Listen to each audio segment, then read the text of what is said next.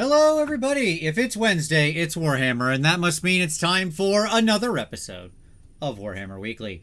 Joining me, as always, is my co-host Tyler. What's up, buddy? How you doing? I showed up despite my hatred of this faction and the little And everything it represents. insert. I'm here. To balance out the two dinosaur potential haters, we had to bring in two dinosaur lovers. We had to go two guests for this show. First off, he's back. Crazy Horse Anthony Pulcastro. Anthony, how you doing, buddy? Good to have you back on the show.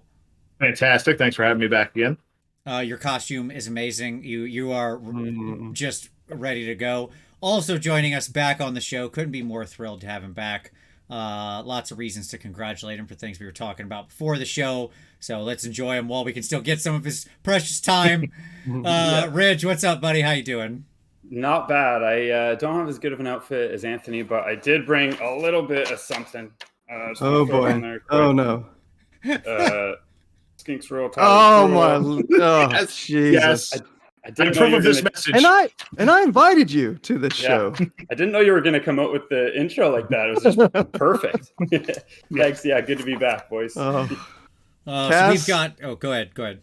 Cass, if you're listening, Team Cass. She is 100% on target with every Season War Bat rep featuring your stupid faction. All right, we can move on. Very good. We have a lot to get through tonight, folks, so pack it up, pack it in. Let me begin. We're going to talk about a whole lot of stuff, because first off, we've got some news, and there was a lot of it over the weekend. I'll take us through this, Tyler. There's a rumor engine. It's the most boring type of rumor engine, because it's a cloak. It's definitely a cloak. No question about that. It's a stitched together cloak, probably of different skins. And, yep. That could be a lot of things. Could be, Yeah, it's like 50,000 things that could be. OBR, Dark Eldar. Think of a lot of things. 40k, AOS, anything in between. The only thing it's not, and what it should have been, was a picture of a tiny ship that looks like a dinosaur. So we would have known that they were launching Battletoad Gothic, which was what they should have announced this last weekend. Complete fail. To coincide with the launch of the Seraphon book, we should have gotten Battletoad Gothic, but we didn't. Okay. So, here we go. Let's talk about Warhammer Fest over the weekend, because there was a lot of big stuff. First up, this new Tomb King guy. A lot of people lost their minds over this.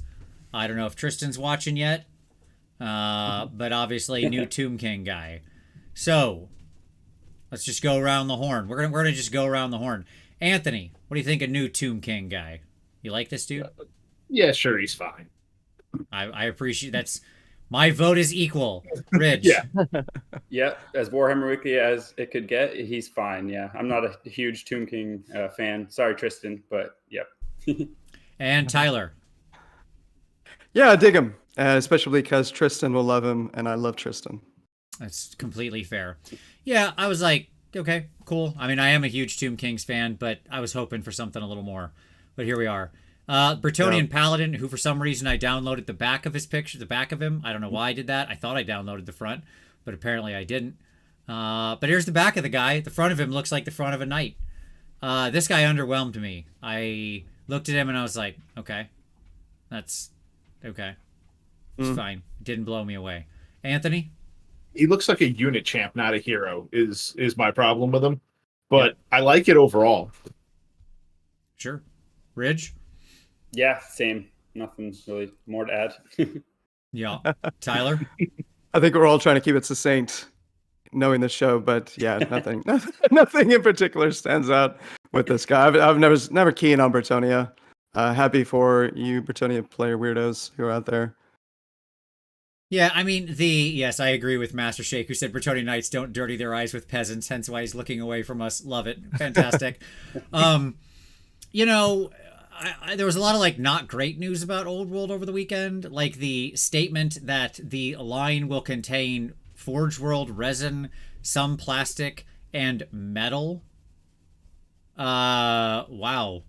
Okay. We still make things in metal. We're just resuscitating the old molds then for a lot of the range. Got it.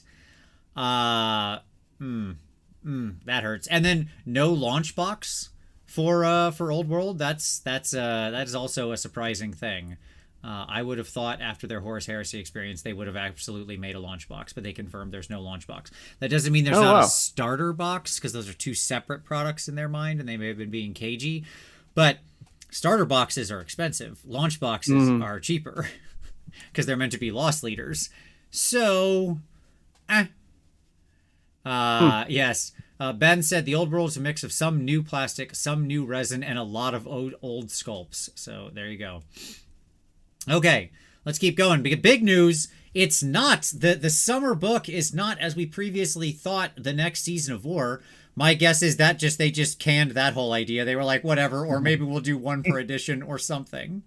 And instead, we're beginning our end times. Who's excited about it? And by that, I simply mean the run-up of narrative books leading to the next edition. And this is the correct time to start this sort of a thing. A year out. I'm sure they had intended to be done with all of the army books by now, and just the schedule got pushed back. Like, in my mind, they absolutely had planned to probably make Cities the last one and launch that in summer, and that's it. They're done, and then this comes out. Right? Yeah. But just the nature of the past 3 years has made it happen. So book 1, Harbingers. We got my favorite quote from the hosts. I love this. You ready for this? It will provide updated sculpts, or models, sorry, I should say. Updated models for more than a dozen factions. Okay, look. When you're dealing with small numbers, how many donuts did you eat? More than 3. So 4? Like, just give the number. Yeah. We don't need to introduce these additional words, folks. Like, stop being cagey, okay? Yeah. So it's 13. Got it. You made 13 models. Just say 13. Okay? But anyways, we got our first 4. We know there's going to be 4 books. They're coming out relatively quickly, as we'll see in just a moment. Harbingers, book 1. And then, of course, that leads us to our Death Dealer Frazetta knockoff here. Or homage, I guess, depending on how you want to frame it. So, sure. Fun that the person wrote Lethus on the sign, because that doesn't exist anymore. So, hilarious. Let's go around the horn. Anthony, anything to say about this sweet Nurgle Death Dealer, Lord of whatever he's called, this guy, Harbinger Decay? There we go. I mean, it's a really nice update to an old model. I think it looks cool. So yeah, it's good. Okay. I love it. I really like it. I have a Harbinger primed and Zenithal, and I never painted it. And it's like, I even like the old model. I played a bunch of Nurgle, but I just never got around. One of those models you just never got around to doing. So it's like, the new model is amazing, but yeah, I like it. You got a Nurgle army, Rich? I do. I got Glockhan. I got probably about 20, 25 Blight Kings, 4 flies, 6 drones. Yeah. He's ready. He's locked and ready. Tyler, as the resident current Nurgle player, what'd you think of this guy? You excited to slap chop this guy? This guy was 100%. This guy was the second greatest thing to come out of the weekend. We all know what the first greatest thing was. We'll get to it. Get there. Yeah, this model, perfection. Yeah. Love it. And lad, please, for the love of everything, Papa Nurgle, give us what? I can't believe I'm talking like this, right? Like, I mean, it's like the exact opposite of what I used to. I'm sorry, Alariel. But I mean, everybody was throwing Alariel under the bus, including you, Vince. You were the first one to throw her under the bus, so I might as well just join the bandwagon. I've thrown her under there so deeply, I'm now just kicking her under there deeper and then backing the bus up. Yes, absolutely, yeah. So, but please give us a new War Scroll, because good Lord, help that current War Scroll. Oh, I have to imagine that you get a new War Scroll with all these sculpts. Yes. Yeah. We also got this fun guy from FEC who has a little oversized double bone scythe staff thing. Okay. Cool. My response is sure. Anthony? Yeah, I mean, the model's fine. I don't know if you're going to show that these are all going to be regiment renowned boxes too. Yes. What scares me about this one is all his ghouls are still the old sculpts, so no new ghoul sculpts, unfortunately, when Fett gets released, which makes me sad, very sad. Mm-hmm. We still stick with tiny little ghouls, tiny little hunched over ghouls. Ridge, what about you? Yeah, it's cool. I just can't wait for Fett to have more than 4 units. Just it'd be nice to be able to build lists that aren't all the same thing. So when that comes out, then great.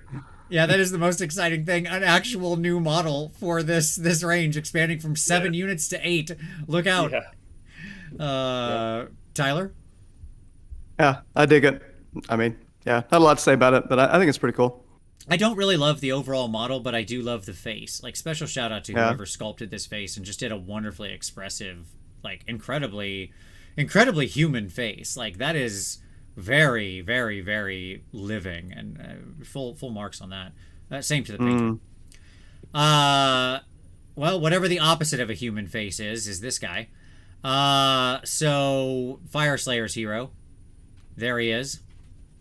He's got 2 fiery hammers. He's naked. Can we talk about the update in technology, in Fire Slayer technology? They haven't figured out pants or shoes. Don't need them. But he did figure out, like, he watched like an 80s movie of some kind. He watched the video for Maniac, right? Yeah. And he's got those leg warmers on now, those little, like, anklet leg warmer thingies. Oh yeah. So good for him. Sexy. We're getting there. Yeah, he just looks like another Fire Slayer. Pass. It's Every another single hero. one of them. Yeah, and it's going to be, his name is going to be spell negate guy, +1 attack guy. Like, which guy's that? Same, Exactly. Whatever his ability Exactly. is. Which one of those guys has the banner? Which one? Yeah. Who's the rally guy? Okay. Yeah. Who's that's the where it's rally guy? going. Exactly. Yep. Yeah. Or thanks. maybe in the future, the magic proof guy, depending on where we talk about with this book and some other things going on. But hey, who knows? Goblin wearing a squig bone. I'm not sure that much of an inside of a squig is bone. It feels like more of that should be cartilage. I'm just saying. If they're that solid, I'm not sure what the anatomy of this creature is, but okay. Yeah, he's fine. There's not enough teeth. Well, I think he, like, lost some of them. Maybe they fell out of his head. I don't know. It's tough. Sure. I agree with Manzak, who said Fire Slayers never ceasing to disappoint. Yeah, indeed. I do like the bat squigs he has around him, so that's fun. Yeah, those are sweet. So those are our first 4 Harbingers. All fun. So, okay. And then that Have they leads said us to anything? Maybe you're going to get to this. Have they said anything, Vince, about? I missed all this at an event over the weekend. Have they said anything about whether they're going to get, like, updated allegiance rules in these Dawnbringer books, like we did with Broken Realms? They didn't say updated allegiance abilities, but there's updated rules. Like, there'll be rules for the season and things to play with. So it's my guess is you're probably talking about, like, mostly narrative stuff, which is fine. That's where I would like this to be. Like, it's okay for some stuff to not be, like, competitive people will get enough. You'll get your GHB at the same time. And then for everybody else, if you wanted something different, or it's not necessarily, for the non-event crowd, you've got, it's not like you can't use it in match play stuff. It's just, non-event stuff, right? Also known as the GBH, according to Coach. Coach, if you're listening, every time Coach says, I don't know if anybody else has noticed this, I might be the only one, says GHB, it's GBH, the general book hand. I love it. It just puts a smile on my face every time. Very nice. So, summer, we've got Seraphon, Harbinger, Book 1, GHB. Okay, cool. So, there's our update. Autumn, Cities, rocking in there, along with Book 2 and 3 of this, of our Harbinger series, and then Book 4 in the winter. So, end of the year leading, or potentially, like, theoretically end of the year, whatever. And then an unknown book. What could it be? The Red Book, yes. The Army book. It's an unknown Army book. What army could it be? Oh, sure. Yeah. Could it be the one army that hasn't received an Army book update yet? Maybe. No, it's Lumineth. It must be Lumineth. Wouldn't be Bringing them back again. Yeah. Okay. So, good stuff there. We're just stopping that immediately. All right. And then Cities of Sigmar got another little preview. We got our Heavy Knights. I thought this guy was a pretty cool one, so I grabbed this photo. What'd you think of these guys? Anthony, what do you think of these? You're a Cities fan. I am, and I really like these. I'm a little concerned from my aspect of my ability to paint and the amount of bejangly things that are now coming on the Cities models. But the new sculpts are really, really nice. I'm very much looking forward to what they do with this whole range and how it fleshes out. Yeah. Ridge? Yeah, same. I really, really like the sculpts. The horses, yeah, everything's just nice and new. But honestly, I couldn't be more similar. Like I'm a decent painter, but a lot of the trim, a lot of the stuff that is going to take a little bit more to do. I really, really love cities from mechanic wise, and I really love bringing in units into other armies using allies and stuff. So I'm just pumped. I have a ton of like Iron Drakes and Phoenix Guard and other things that hopefully I'll be able to use them as certain, different stuff. So yeah, I can't wait for the city stuff to drop. Yeah. Tyler? Yeah, they are a little busy, but I like the overall aesthetic that we've got rocking here. And yeah, I think folks like Dave Griffin, Paul Castro, have you heard from Dave? Is he excited? Yeah, very much so. All right, good. He's over the moon for him. All right, fantastic. Yeah. Somebody pointed out that maybe the horse heads are a little small and proportionally in terms of these models, but whatever. I don't know. You I just saw can't that. see it. You can't. Yeah, I saw that going around on Twitter. Yeah, I think the horses are fine. It's just that the armor's making it look bigger because it's a flat armor, not a like laying armor, right? Like, it's a shaped armor. But yeah, I agree with everything you said. I do think there's probably a bit too much detail here. You know, one of the things that bothered me, they all have this extra crap behind their saddle. Like the back of their saddle has some thing poking up with like every one of them having some unique bejangly dangly bit behind their saddle. I looked at it and I was like, no. Snip. Cutting every one of those right off. That is gone. A saddle, I need a tiny little ridge that the guy's upper butt sits against, right? Whatever. Like that's it. But I thought like it's funny because we talked like 2 weeks back that they're just re-releasing the old Bretonnian Knights for Old World, and I talked about that sculpt and why it so shows its age. It lacks the cut-ins, it lacks the detail, it lacks the fidelity of a modern sculpt, and then they give us these guys.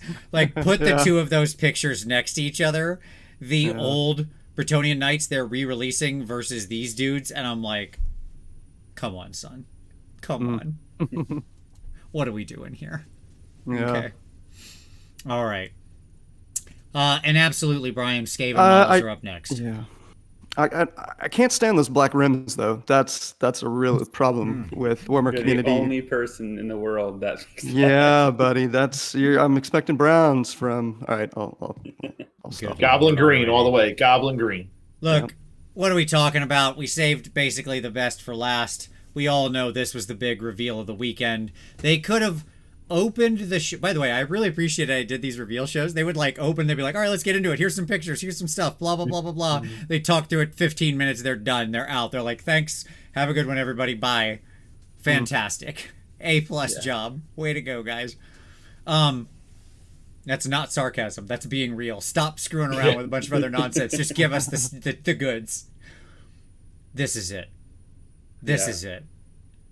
The Holy mega crap. pig. Yeah. Glorious. Amazing. Mega boss on the Mega Gorgrunta.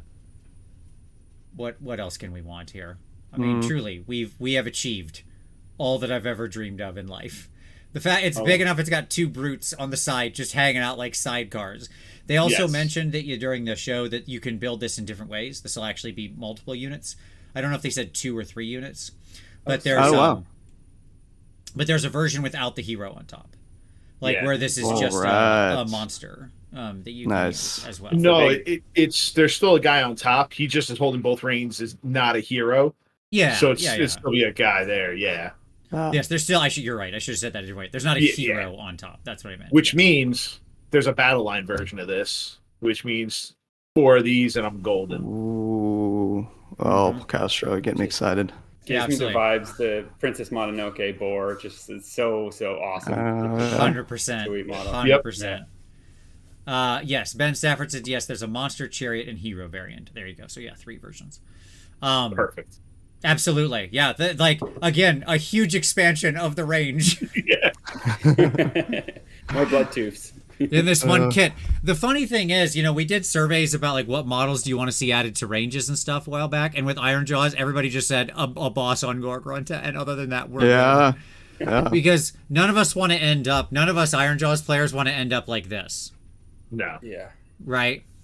Where it's just like you've got to start retiring swaths of sculpts, and you're still trying to come out with new sculpts, and the thing just ends up still with an insane list of nonsense. Keep the list tight. Yeah. That's it.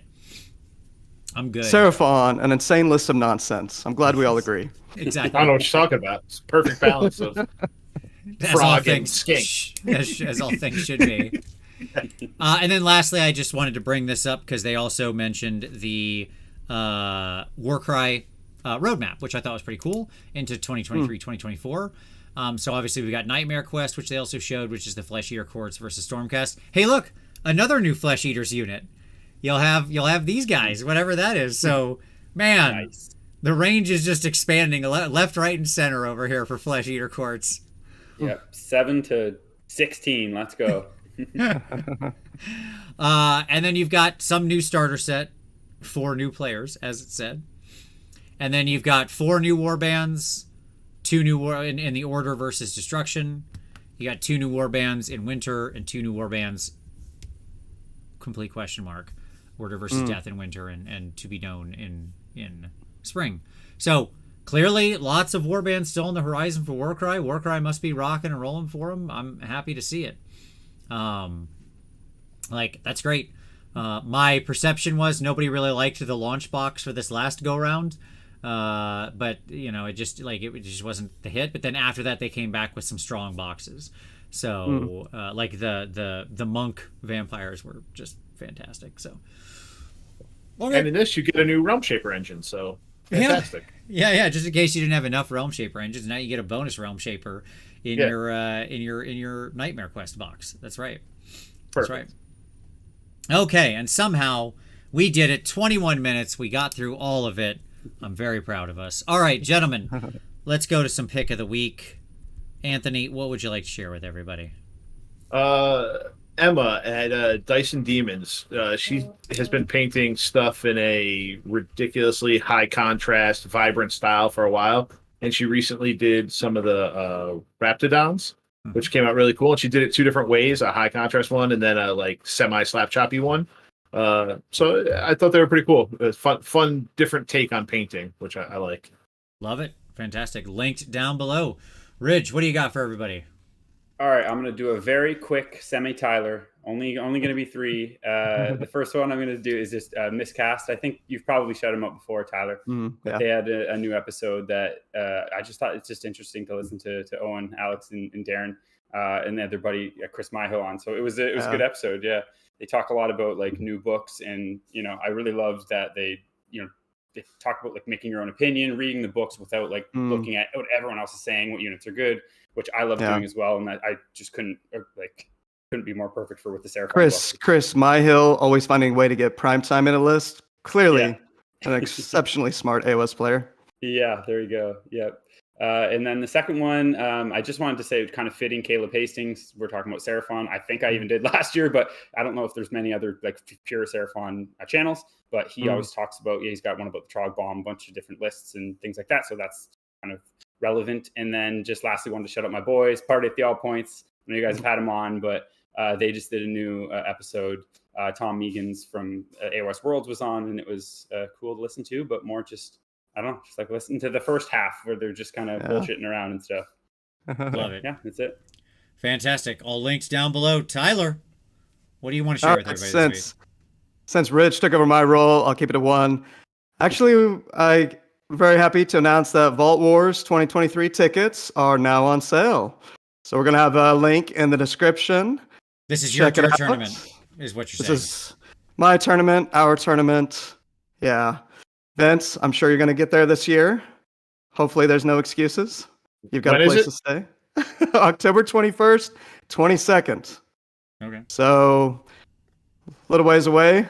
You're being very non-committal, Vince. That's fine. I love putting you on the spot. I have a no, it's fine.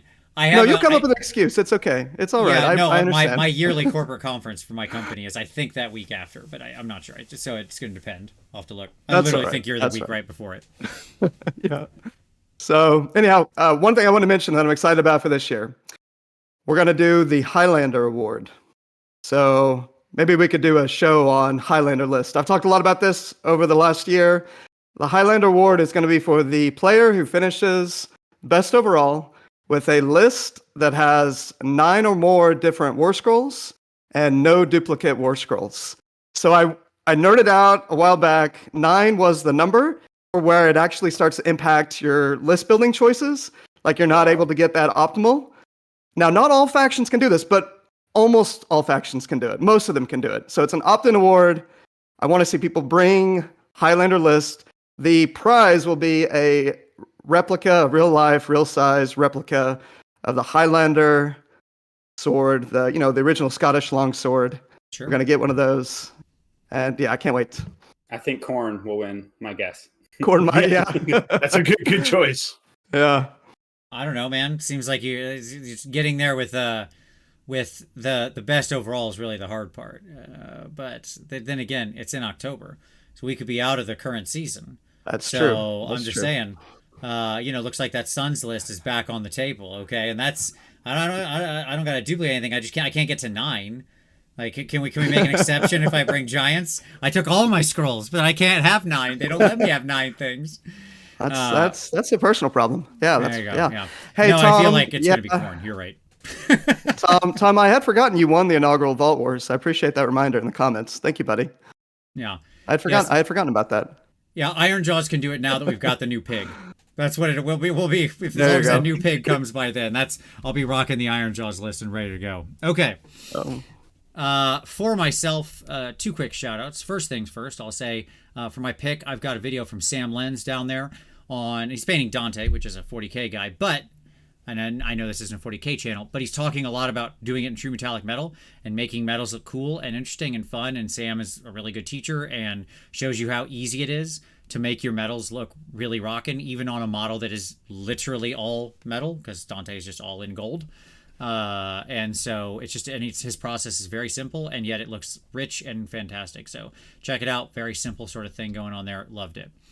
And then secondly, what I'll say is, hey, don't forget to like this video and subscribe and do all those other things. I never say it earlier in the show, but now I'm remembering. Mm-hmm. Hit all those buttons, click all the things that make all the dings, and it's really nice and we appreciate it. Okay. So let's talk about some hobby time here. We'll go straight into that. Anthony, what have you been working on, buddy? What's on your table? Terrain, and more terrain. Mm-hmm. We got approved. We got approved for 16 more tables at NashCon, bringing us up to 128 players. So I had to print 16 more tables worth of terrain, which are almost done. I've got I think 10 or 12 done so far. I've got to do the rest and get them ready for August, where Tyler should be, but isn't going to be for some reason. I don't understand why. Vince will be there, Tyler. It's a long story. It's a long story. I know. Keep it up. I'm going to be disappointed if you stop giving me crap for this each year. Never shall I give you any more than what I can. But Very nice. Ridge, what about you? What have you been working on? That's just depressing because I'm not also going to be able to come to NashCon, which just you saying that's like, it's one of my favorite events. Rich, we got to let other people go. Man, I almost said it. I was going to have a big ego moment for us, but I stopped myself. All right, we can move on. Good job. Yeah, I've been working on Seraphon stuff. Who would have thought? We got sent the new box. So Jordan kept the Source Wars because I have like 100, and I just don't want to rebuild. Although they're way nicer than the old sculpts, I just already have so many. So I'm building the 10 Raptidons. I think they're awesome. Which don't want to bury the lead, and then the new Slan eventually. But yeah, right now my old Slan is just kind of, I pulled him out and put him into the Croak chair if I wasn't running both of them. So nice. Eventually get him done too. Nice. Yeah, all my Saurus for my Seraphon army are the 90s Saurus. I never updated. I purposely went and gathered all the old ones because the old ones were so much better. Like the middle sculpt plastics they're too skinny. They were too like weedy and little. But the 90s guys, the ones that came in like the Bretonian box, even though they're all samey, they're much thicker. They were more meaty like the current sculpt, although the current ones are obviously like far superior. All right. Morgan would be happy. Yeah, absolutely. Living that old hammer life. Tyler, what have you been working on? Well, I completed my painting commitment that I made for this terrain project. And if you count the summoning, I do have 2,000 points of an army that I have painted myself. But my buddy, as I mentioned last week, helped me out with a few units. But yeah, Vince, it feels amazing to play an army, as I told you on the drive home. It's guys, that is glorious. Like, I don't know why it took so long, but it is a phenomenal feeling seeing your little toys that you painted on the table. Absolutely.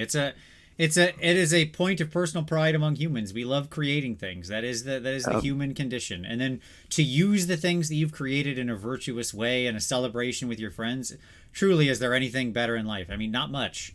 This really is like the pinnacle, and I don't say that with any sarcasm or irony. I really mean that. Like, I don't.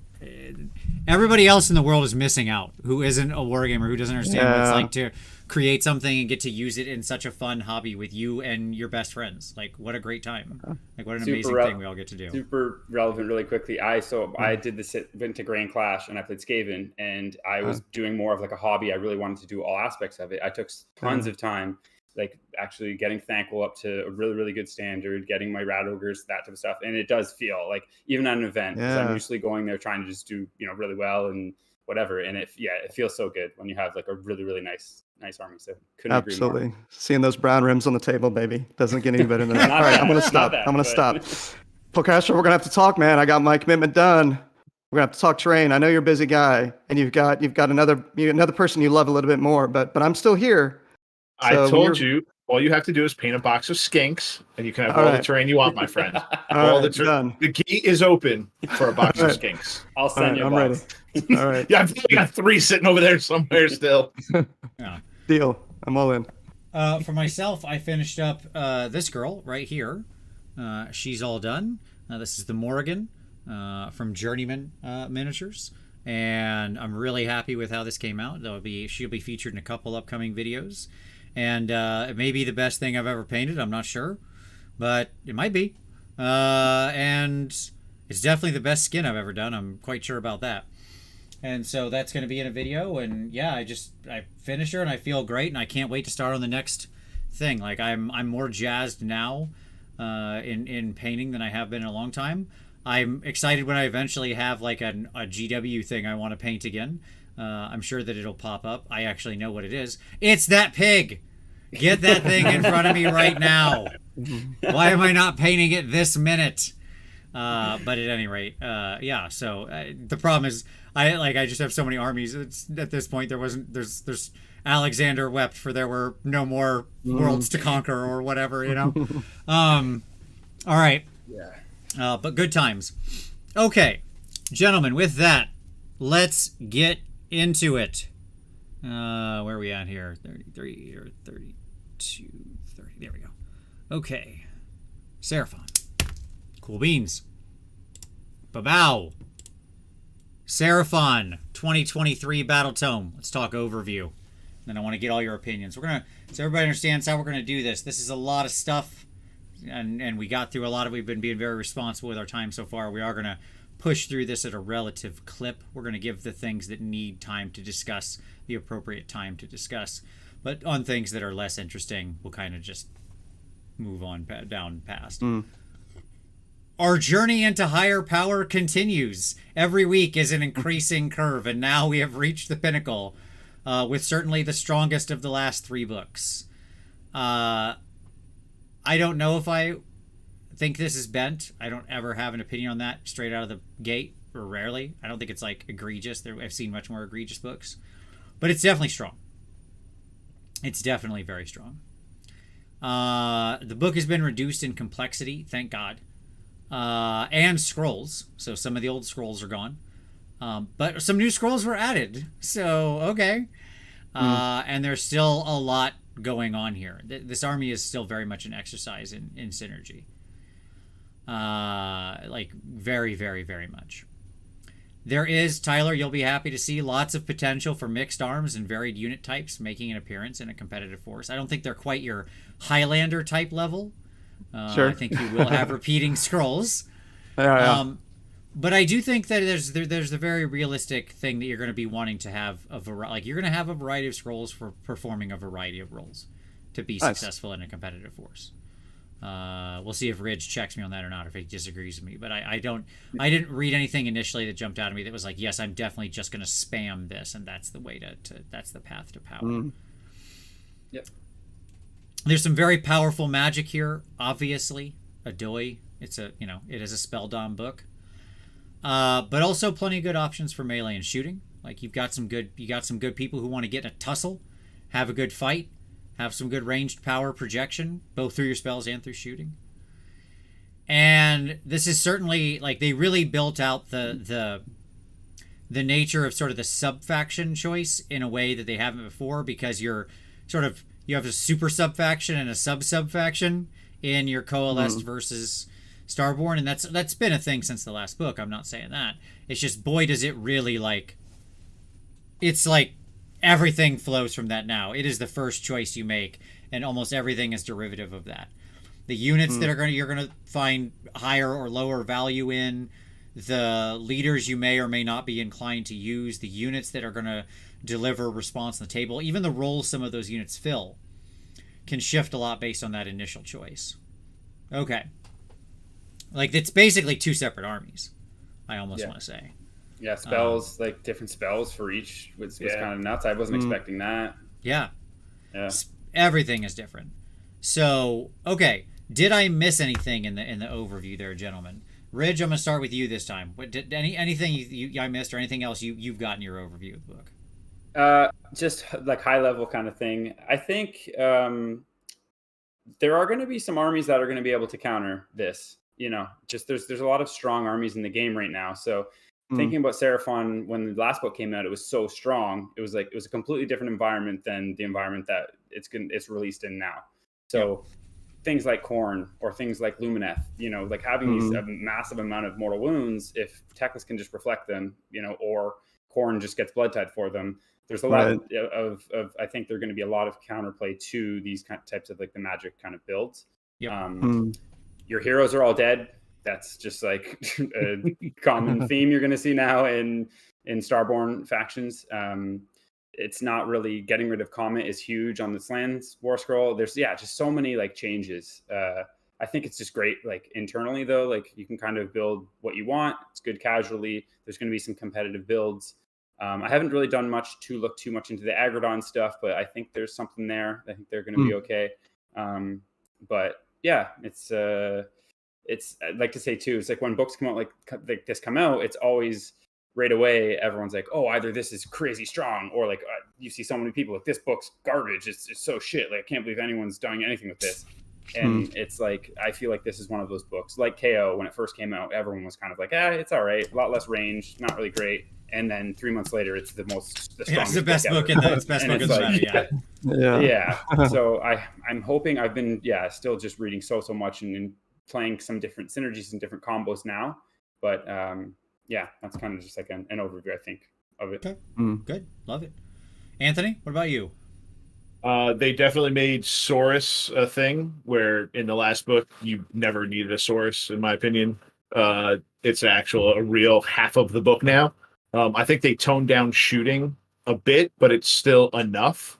And like Rich was saying, there's still plenty of counter to it. I mean, Null Myriad with a 2-up ignore your spells is going to be a real bad day when you try to just nuke things and do nothing. And then they just start sitting on objectives in your face, and you don't have the power to punch them off if you're on that half of the book. So it's definitely a chess game now, not so much just a bowling match where you're just knocking all the pins over real easily.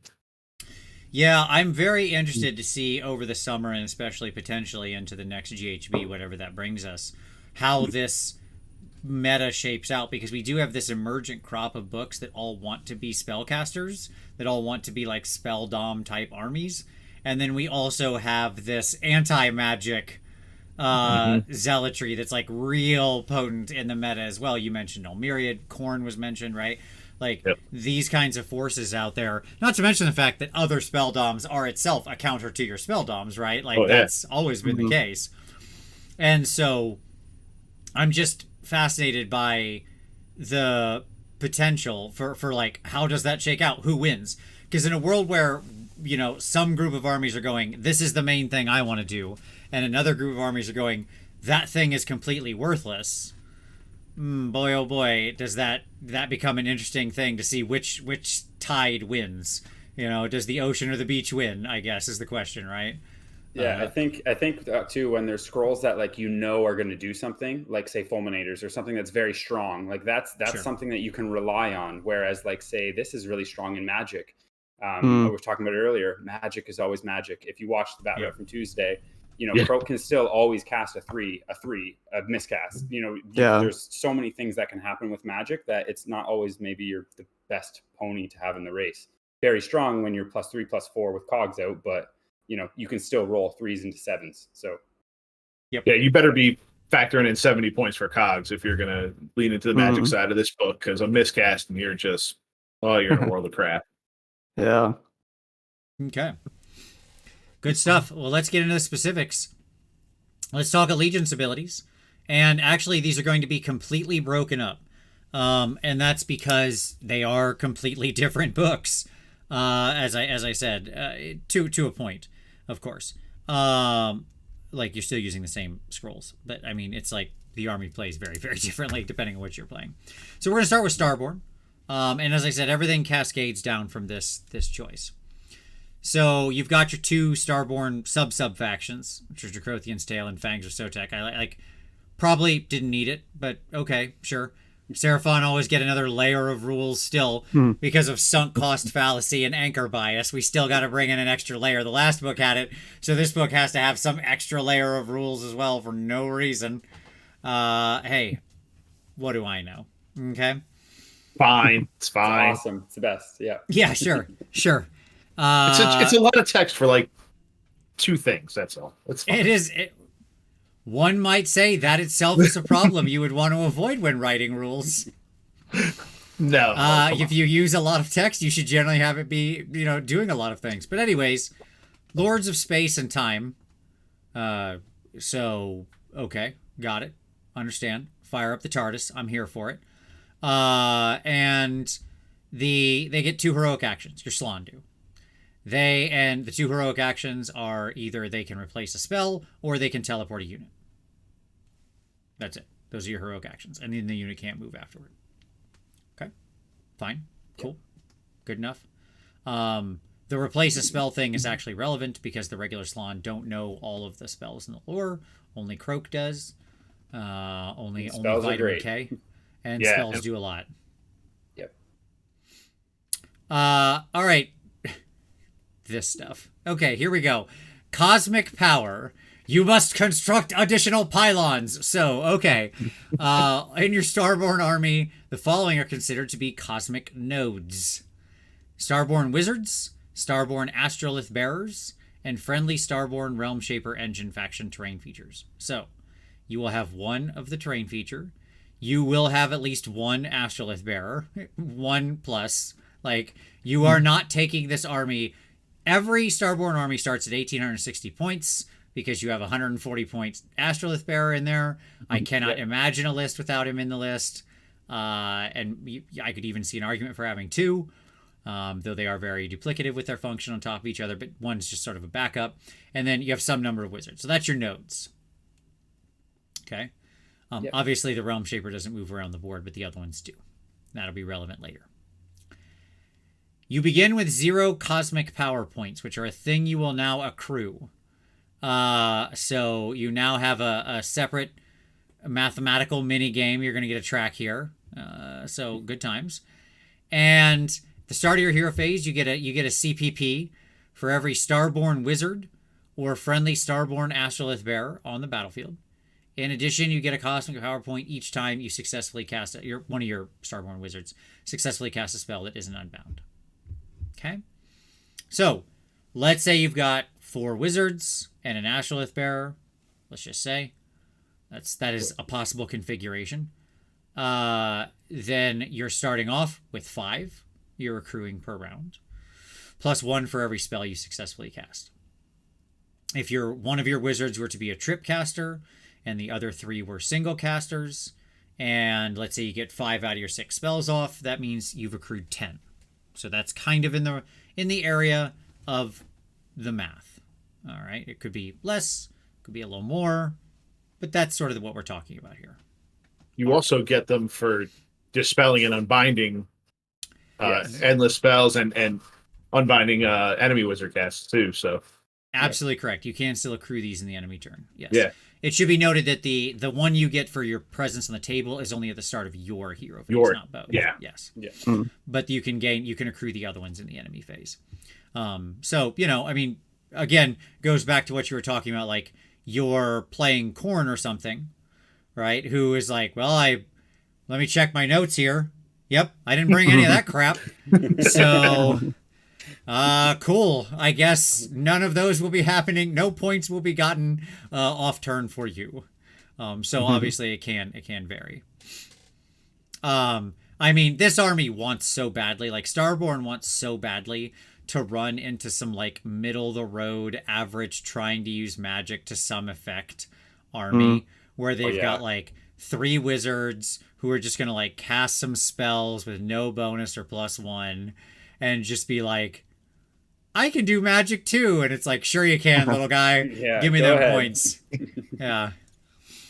In that event, please just stop casting your magic. You're not doing anything to help yourself. Just stop. So there you go. Now there are 4 ostensive ways to spend your cosmic power points, your CPPs. Okay. What are those 4 ways, Vince, you might ask? Well, in your hero phase, you can spend these mystical power points. We need a new name for these. I refuse to call these CPP. Yeah, you have to say PP name every time. You can spend your cosmic moon power. So you get, if you spend 5 moon power points, then you can return D3 slain models to a friendly Starborn unit with a wounds characteristic of 1 or 2 wholly within 12. Amazing. Each friendly unit wholly within 12. Very important. Yeah. So Skinkies and Skinkerdoos and Saurus Guard all get D3 guys back around you. Both your units of 5 guard is what that is amazing for. I brought back 3 and 2, but I didn't have enough room on the Tuesday game to bring them back. That's insane for 5 CPP. I agree, Warpstone Enjoyer. These should just be and Gwell. These are just star points. Okay, they are star points. That's what it's called. There you go. Star points is the winner. Why did I not see it? It was right there in my face. Yeah, I mean, this is a really good effect for 5 points. 5 points is a slam dunk. You basically automatically accrue this. Yeah, and you can't use the same ability more than once each phase, I should state, just to be clear about that. Okay, so yes, it's going to return your Saurus Guard guys back, but it can also, you could get some Skinks or some Regosaurus too. That all counts. Okay, and then Protection of the Old Ones. You spend 10 star points, and until your next hero phase, the Revivifying Energies have a ward of 5 up. What is happening there? Why is there there was a weird feedback effect happening? I don't know what that was. Okay. At any rate, if you spend 10 star points, the Revivifying Energies, which is what comes off the Astrolith Banner Bearer, goes to a ward of 5 up instead of 6 up. Okay.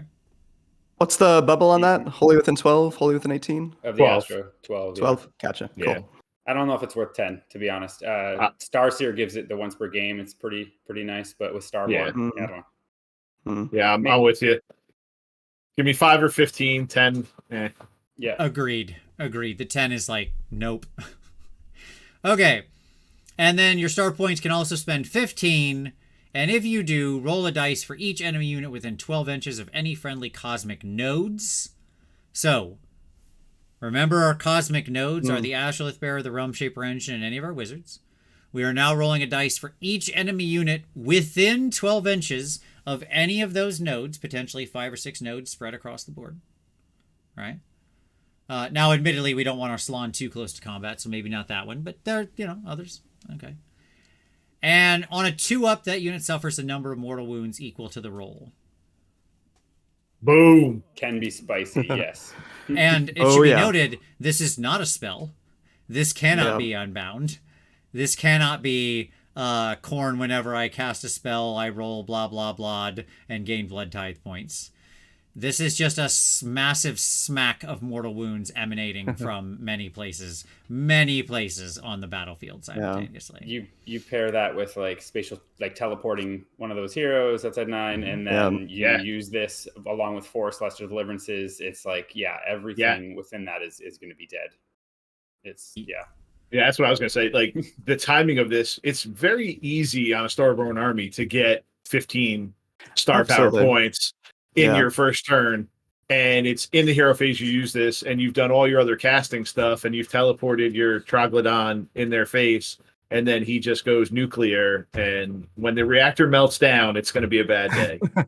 I'm just saying. Wow, that sounds like my first experience with this army. Everything Picasso you just said is true. It was an average of like 18 or 19 star points.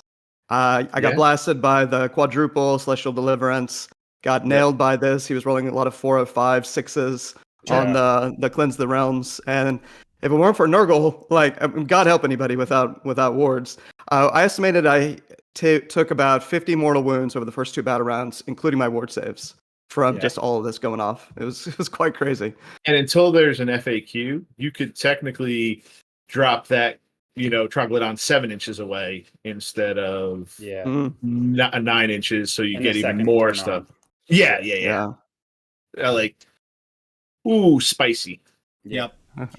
Yes, it is. It should be noted, doubling up your nodes does not double up the mortal wounds, because it says within 12 inches of any friendly cosmic node. So, having like 2 little wizards standing next to each other doesn't double tap the unit in front of them. But you don't need to. You do not need to. Yeah, that's why it's balanced. It's fine. Yeah, sure. This is so much splash damage. Like, this army is, Starborn specifically, this build of it, is just like splash damage on parade. Throw 3 Vexlers in there. You're laughing. Just have fun.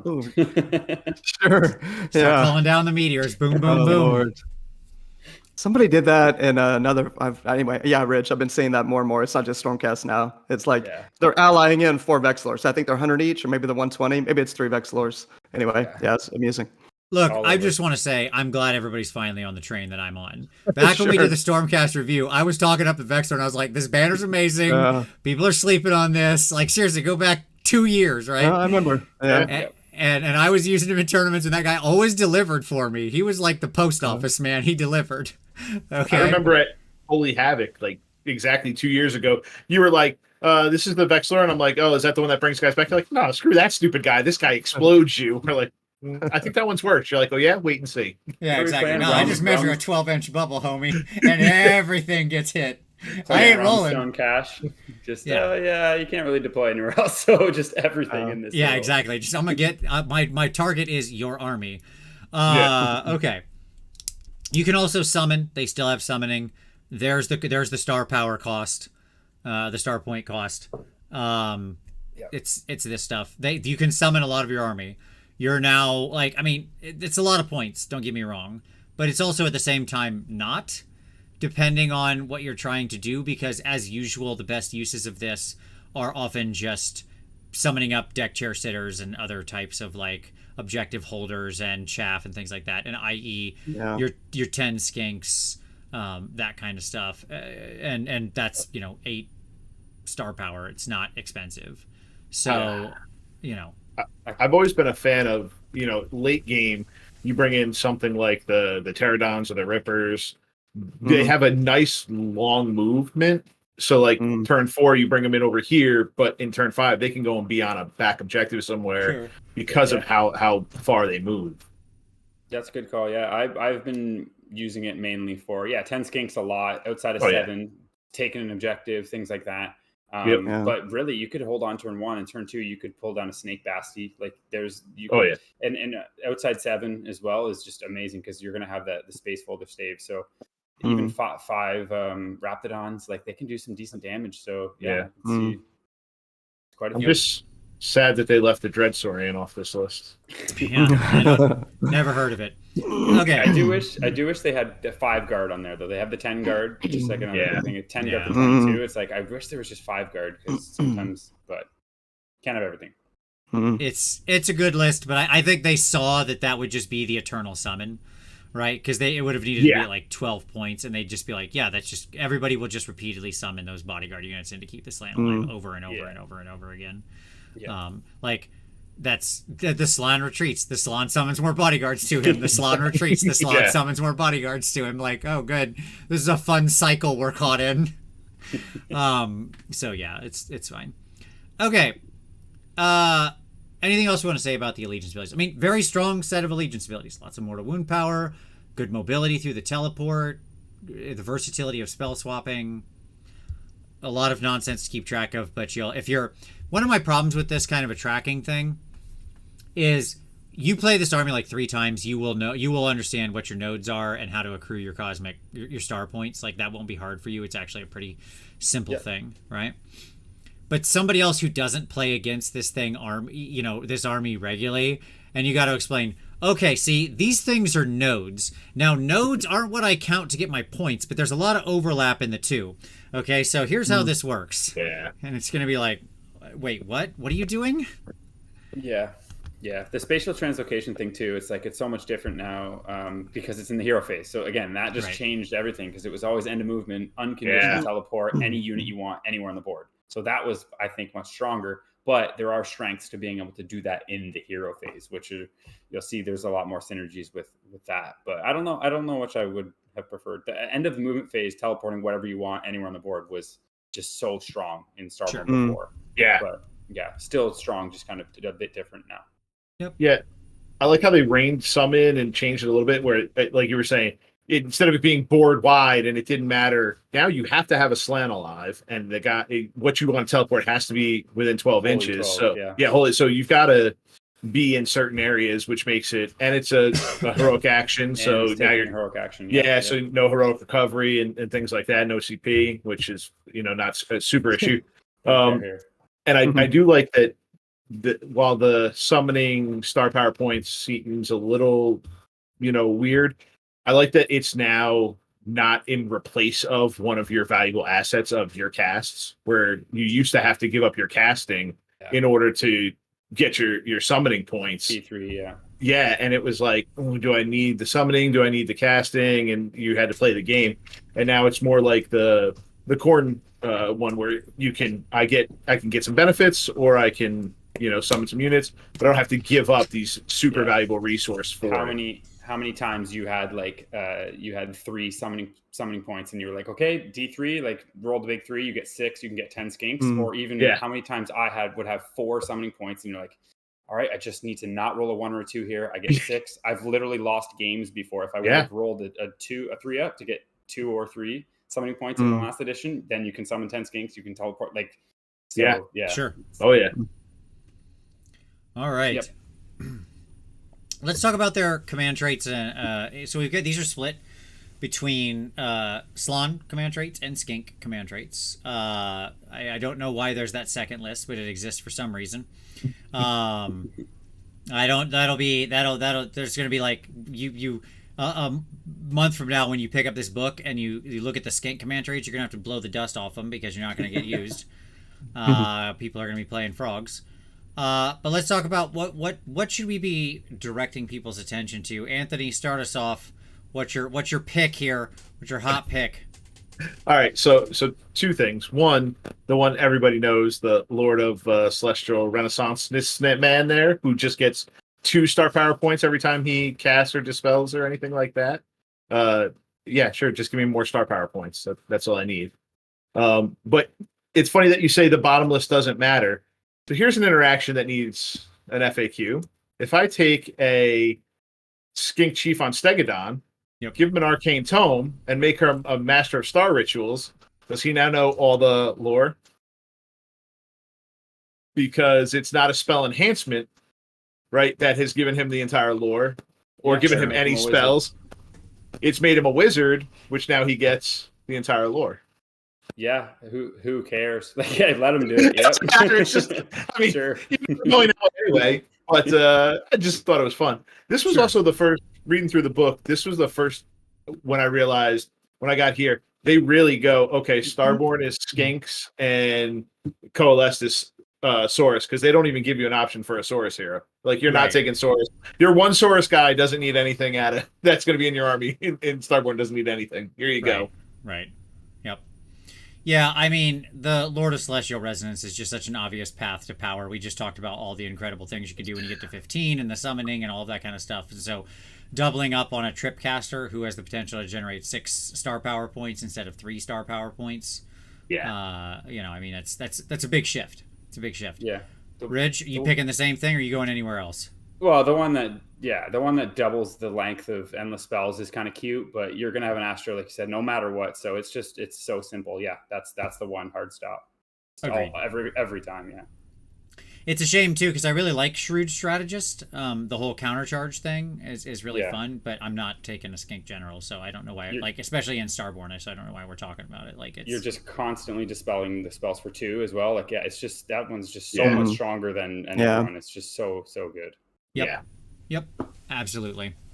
Like, it's Lord of Celestial Resonance. There you go. The higher state of conscience, by the way, people might look at and be like, yeah, but of course, but being ethereal effectively is cool. And it's like, yeah, not when you're on a 4-up.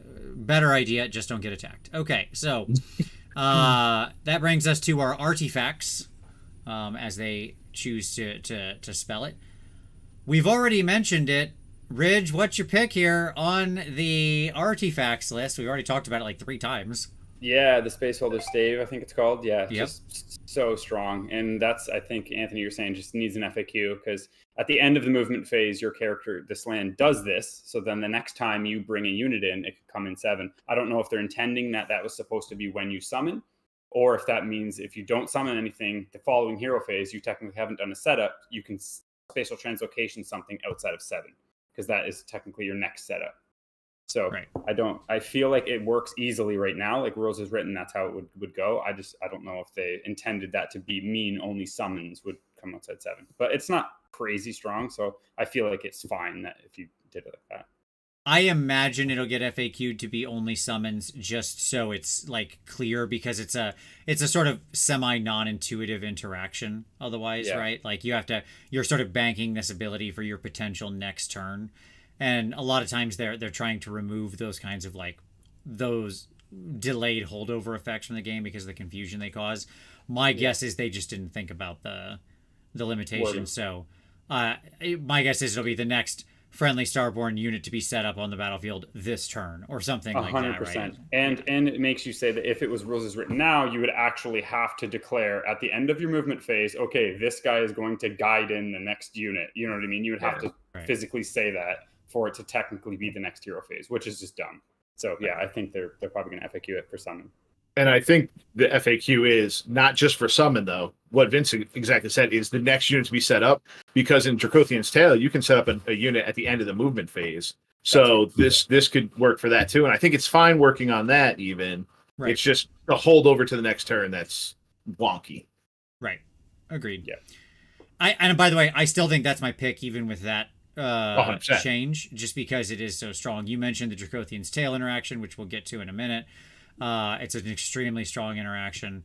I do want to give a fun shout out to Zoetic Dial, just because this is the type of thing that I truly love. I love these kinds of goofy effects, and I never want them to stop writing stuff like this. I don't know if I don't know if anybody has ever played the Dune board game, like the original Dune board game, the good one. It's a really good board game.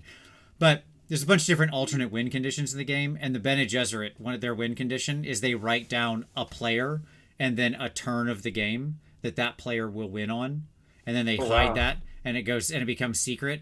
And if that comes to pass, like if Atreides wins on turn 7 and that's what they picked, they show their card, and if it says like Atreides turn 7, the Atreides loses and the Bene Gesserit win, because it is as they have predicted, right? That's great. And so I just love goofy like things like that. I just think it's fun. And the Zoetic Dial is you like secretly record this battle round that you think is going to be highly impactful, and then at the start of that battle round you just miraculously heal all your wounds and get +1 to save for that battle round, which is it's just fun. Yeah, they've had that item. It's been in all the iterations. Yes, don't ever get rid of this. Don't ever get rid of fun items like that. Keep that around. You still will never take it, though. No. But like a fun game, casual. Yeah, for a fun game thing, it's super amazing, right? I love crap like that. So, okay. I mean, it's Space Folder Stav. There we go. Again, I love the Sacred Stegodon's Helm. The problem is I'm not taking the skink guy in this force. The guy I want to put that helm on a different guy in a different force. But anyways, same with the feathers. The Troglodon, though, it could definitely see it on the Trog. It could work on a Troglodon, yeah. So like if you are taking a second artifact. I could see going for it, but on Starborn side, I think you want low drops, so I don't think you're going for extra battalions to get extra artifacts. Okay, good stuff. Let's talk about spells. There's a lot of them. There's so many of them, and you're gonna have a lot of spellcasters, especially on this side of the house. So, Ridge, we're going back to you here, buddy. What's your picks? What you taking? Again, let's just remember Vitamin K. Old Lord Croaky. He gets all of the spells of whichever one you put him in. Yeah. So in Starborn he gets the Starborn spells, and in Coalesced he gets the Coalesced spells. Yeah. But the regular Salon does not. Regular Salon is picking a spell just like anybody else, and unless he swaps, it's what he's got. So okay, hit me. So yeah, they're so good. Comet's Call obviously is just your kind of first one I think you would take. Depending on what matchup you have, like say if you're playing against Iron Jaws and there's something with a bunch of like a big Maw Crusher or something, like the making Ren dash spell seems incredibly useful. You can always sacrifice if with Croak and use that one, but also T-Pox, whatever Defiance or whatever it is, the -1 to wound one as well, unbelievably good. So I could definitely see that one as well, like running that in the Slan, or if you're running the spell enhancement so you can use 2 spells. Slan can always switch a spell, so there's just so much variance that you can kind of gauge it to whatever you're playing. But I was usually casting Comet with the Slan because I wanted to do all 4 deliverances with Croak. But it's like if you're not doing that and you think you're going to get more benefit out of turning something into Ren Dash or -1 to wound if you're running the Troglodon. And yeah, if you have the Troglodon, Mystic Shield, he's got the Sacred +1 save to his and his helm. Yep, the -1 to wound. He's -1 to hit. Like you can just make that guy ridiculous, and he heals D3. Like, so I can see a little bit for the others. Even the other spell, like lessening the caster, I think it is by 1. Their unbinds. It's like just another one. Okay, you really want to make sure this spell goes off. You could possibly do that, but yeah. Yeah, there obviously needs to be an FAQ on Drain Magic because it doesn't actually work as it's written now. Right. But I mean, that's just I'm sure that'll get fixed. Like the way Drain Magic, and the reason it doesn't work right now is because Drain Magic is a spell that has casting value of 6 if successfully cast until the end of that phase. Add 1 to the dispelling rolls made by friendly units and subtract 1 from unbinding rolls made by enemy units. So the second part of that sentence is perfectly fine. Like, okay, cool, neat. The first part of that sentence, no, fail. We have already passed but when you are casting this spell, we have already passed the point in time where you are dispelling. Yeah. So that does not work given the fundamental rules of the game. But I assume they'll just fix that in some way and go from there. Yeah. Agreed. Cool. All right, Anthony. Any Skinky Do spells making your list there? What do you like in the Skinker Do stuff? Anything like that? So I actually like the Cosmic Crush because when you throw on my Oracle, when I throw him out there, and he's close. And if you come up against a block of like Chaos Warriors or Chaos Knights, they're on a 3-up save. So you roll Warriors. a number of dice equal to the models in the unit. And if they're on a 3-up save, every 4-up is a mortal wound. So that's pretty tasty. I'll take that. Yeah. Very frightening to any of those corn things or anybody rocking around on a 2-up save really hates this spell. Like, boy, oh boy, bad day for them. Yeah. So I mean, it's situational. Like you were saying, I'm more than likely going to cast Mystic Shield with him, but if there's a target for it, I like having this there. Even 5-up save, like it's still just the same horde killing spell on a 5-up save unit. It's super good. It's just another toolbox. I mean, even what are pink horrors or what, a 4-up? 6-up. 6-up. Pinks are a 6? Oh, then okay, never mind. Yeah, it's equals or exceeds. So you're hitting on the number. So exactly, even on like a 4-up, 5-up unit, it's still doing a lot of mortal wounds. And the key to understand here with the range is that the range is a lie. Okay? We have to just go ahead and put that out there right now. Like Mystical Unforging, which is the one you mentioned several times, Ridge, which is so powerful, right? It just sets the rend characteristic of an enemy unit's weapons to not dash. To no rend. Like such a strong spell, but only has a range of 12 inches and a casting value of 8. In most armies, I would look at that and go, cast value of 8, range of 12. This spell is worthless, no matter how good it is, right? It would end up like Acid Spray or whatever in Cities of Sigmar. right? Yeah. Which was always like had so much potential, but short range, high cast, never happening, right? Whereas here, you've got so many bonuses to cast, and everything should be read as being 6 inches at least farther than whatever the range printed says. Just like, if it says 12, it's 18. If it says 24, it's 30, right? Like, that's Correct. what we're dealing with. Oh, Stellar Tempest too. We didn't even mention that. Stellar Tempest is just amazing. Tempest. I don't have the book, Yeah. but I'm just doing it from memory. But yeah, Stellar Tempest again. That's another like crazy Horde good. killer. 30 inches, 5-up mortals. Yeah, like so many things. Yeah, Cosmic. But you're right. Cosmic Crush, Thunderers. They're a 3-up save now. Awesome. Cosmic Crush. Boom. Yeah, enjoy this. Yeah. Yep.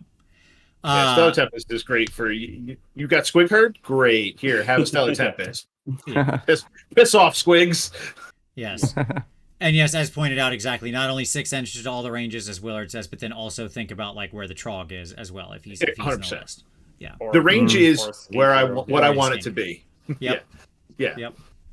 Speed of Hanshi too is amazing. Another skink spell. Like that's what you're Very taking good. on at least your Star Priest or your Star Seer. But hero phase move on. Oh my god, so good on those on the Raptidons. On if you're running Rippers. Yeah, just awesome. Rippers especially, I really like. Or I could see if you wanted to lean into some skew, Pterodon, drop the bombs, use With it the on hero, there. Yeah, use it there. I just wish you could use it on monsters. Even another little cheeky thing you can do. This is the real, all the Johnny tricks are coming out, but you could even, instead of doing the spatial translocation, you could technically use Speed of Hanshi on your Star Priest or your Star Seer. Hero phase move them, stay within 12 of Croak or whoever, and then you can cast from that hero, right? Just to get your deliverance range. So there's a lot of just a little, playing. If you play a bunch, you start to find like those little synergies will save you a bunch. Yep. Yeah, anytime you can pick a unit and move it around in your hero phase, especially with a keyword as broad as skink in this book. Like, spoiler, a lot of things still have the skink keyword. The skink keyword still a high value keyword. Yeah, they reined it in a little bit. Basties. Yeah, they took it off the Bastiladon. R.I.P. to the Bastiladons. Yes, I will agree with the statement. We reined it in a little bit. I will grant you that point, but it is still a high value keyword. Oh yeah. Okay. And then you've got the two sub factions. Dracothian's Tail appear on command during deployment. Instead of setting up a Dracothian's Tail unit on the battlefield, you can place it to one side and say that it's set up in the temple ship. It's up with Battletoad Gothic and as a reserve. And then you can set up one for every one you've set up on the battlefield, blah, blah, blah. At the end of your movement phase, you can set up one or more of the reserve units on the temple ship on the battlefield, wholly within 12 of a cosmic node, which remember is your wizards, your Astrolith Bearer, and your Realm Shaper engine, and more than 9 from all enemy units. But then, yes, exactly. So, Anthony, as you mentioned, if you have the staff of being within 7 inches, being at the 7 inch line, not within, being the staff of 7 inches. Then yes, you can. I don't see any reason why you can't guide these guys in. And by the way, that feels like that wouldn't get FAQ'd because that does feel like it's appropriate, right? Like, Yep. I think it's fine. Yeah, that feels like an absolutely intended use. For sure. It's just the interaction of like the following hero phase if you don't use it and right. Those two is the only But that one feels like the one that's like, that'll probably get changed. Yeah. And then, all right, Fangs of Sotek, the Serpent Strikes. Teeth. Yes, exactly. The commanding player of this is okay. We'll get to it. I got to read the whole thing before I start complaining. All right, the commanding player of a Fangs of Sotek army can use the redeploy command ability up to 3 times in each of their opponent's movement phases. In addition, the first 2 times the redeploy command is issued to any friendly Fangs of Sotek, mistyped that. The rage had already kicked in at this point. Yeah, exactly. I was like stroking out. Fangs of Sotek skink unit. No command points are spent. And then also this adds battle line Raptidon Hunters and Raptidon Chargers. Okay. All right. You can still do it with Guard or Warriors 3 times if that's what you're thinking. But if you do it with Skinks, then the first 2 are free. Yep. Yeah. why is this worded like this? Why I want this is one of those things where I just want to be like, Seraphon, why are you like this? Okay, this is why everyone hates you. Okay, because like trip redeploying is not a weird thing anymore, right? Like lots of people have double and triple redeploy. They can issue the redeployer command multiple times. This goes back to like Cruel Boys on their thing could do it, right? There's plenty of armies that can do this trick. I don't mind this trick. Okay, it's fine. It's fun, cool. I get it. It's a very mobile army. It suits to that. It's a spellcasty army. You want to stay out of, melee. You want to sort of harass the enemy force. Totally tracks. Like for similitude, everything works here for me. And then you went and wrote the dumbest thing, which is I just do it twice for free. So let me understand this correctly. Guaranteed 0 command points exhausted. I can just redeploy 2 skinks every opponent movement phase. Period. Yep. Like with everybody else, it's you spend 1, right, to do the first redeploy, and then you do not spend additional command points the second and third time this is activated. Okay. By the way, later in this book, we're going to read a guy whose rules work like that. Yeah. Okay. It's great. I love it. Whereas these guys flipped it. It's like you only ever pay for the last one. All right, I guess. Sure. I mean, what that tells me is I'll only do the third one if absolutely necessary. Otherwise, this rule should just say twice per round, redeploy 2 skink units for free. That would be weaker. That's what's insane. Yeah. It would, okay. If you need the third one, you can pay for it. Right. Yeah. And yes, as I was going to point that out, Willard, but you're absolutely correct. And it should be noted that base skinks, when they redeploy, roll twice and take the highest die, which is also a very good thing. Solid. Yeah. Yep. I hate this rule. I hate this. This could have just been written like every other freaking rule.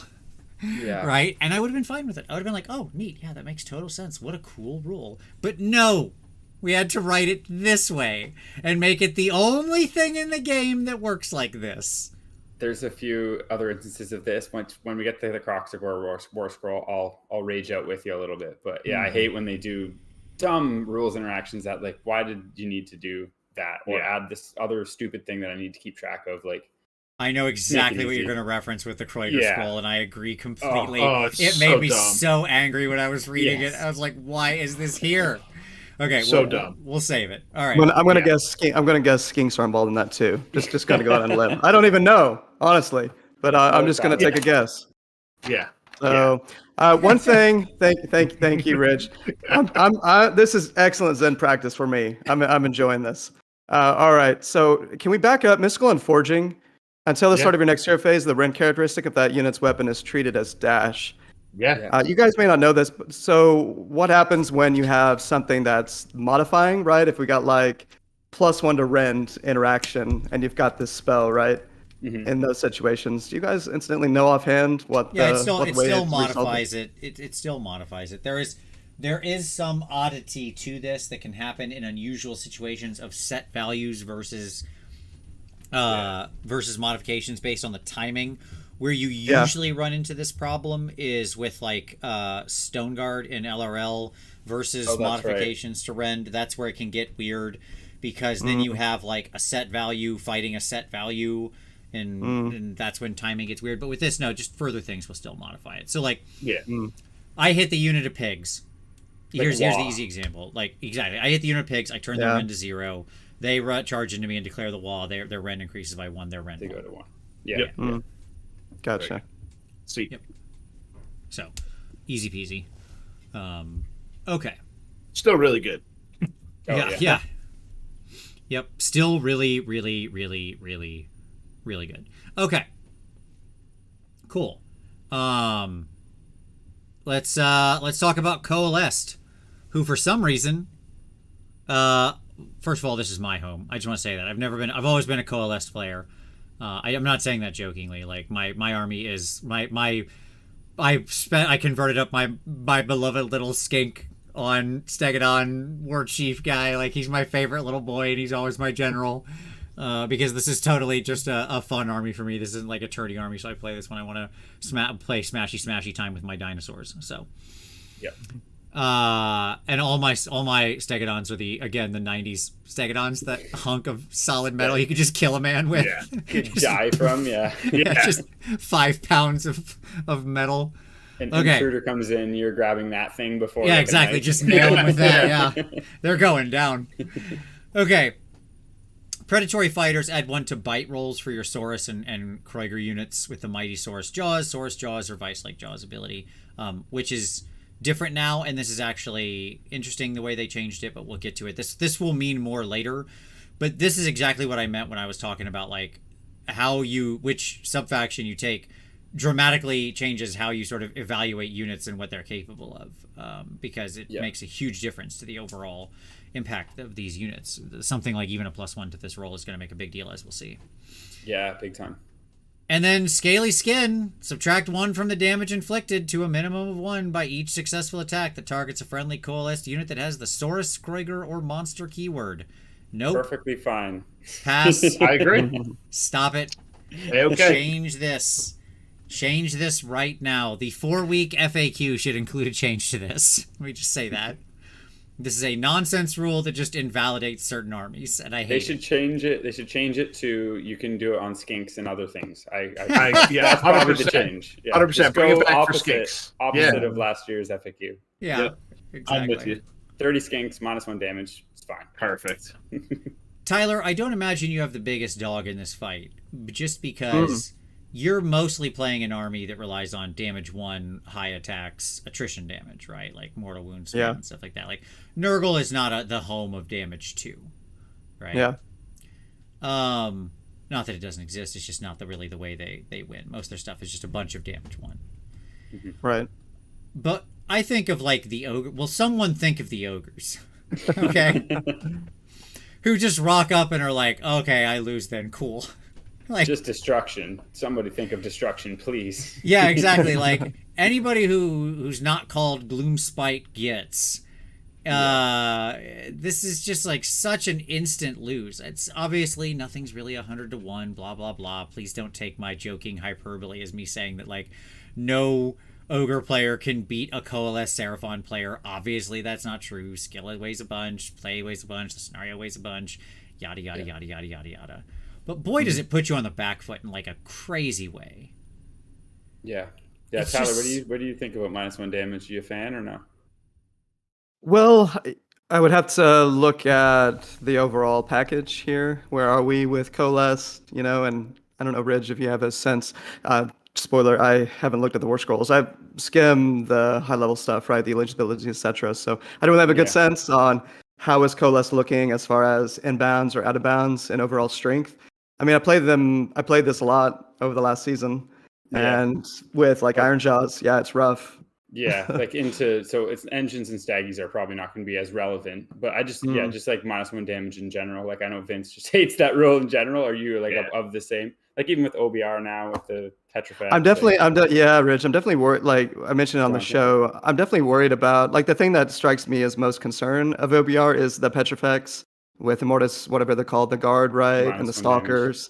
It's like, here's my 6 guard, here's my 6 stalkers, here's Catacross.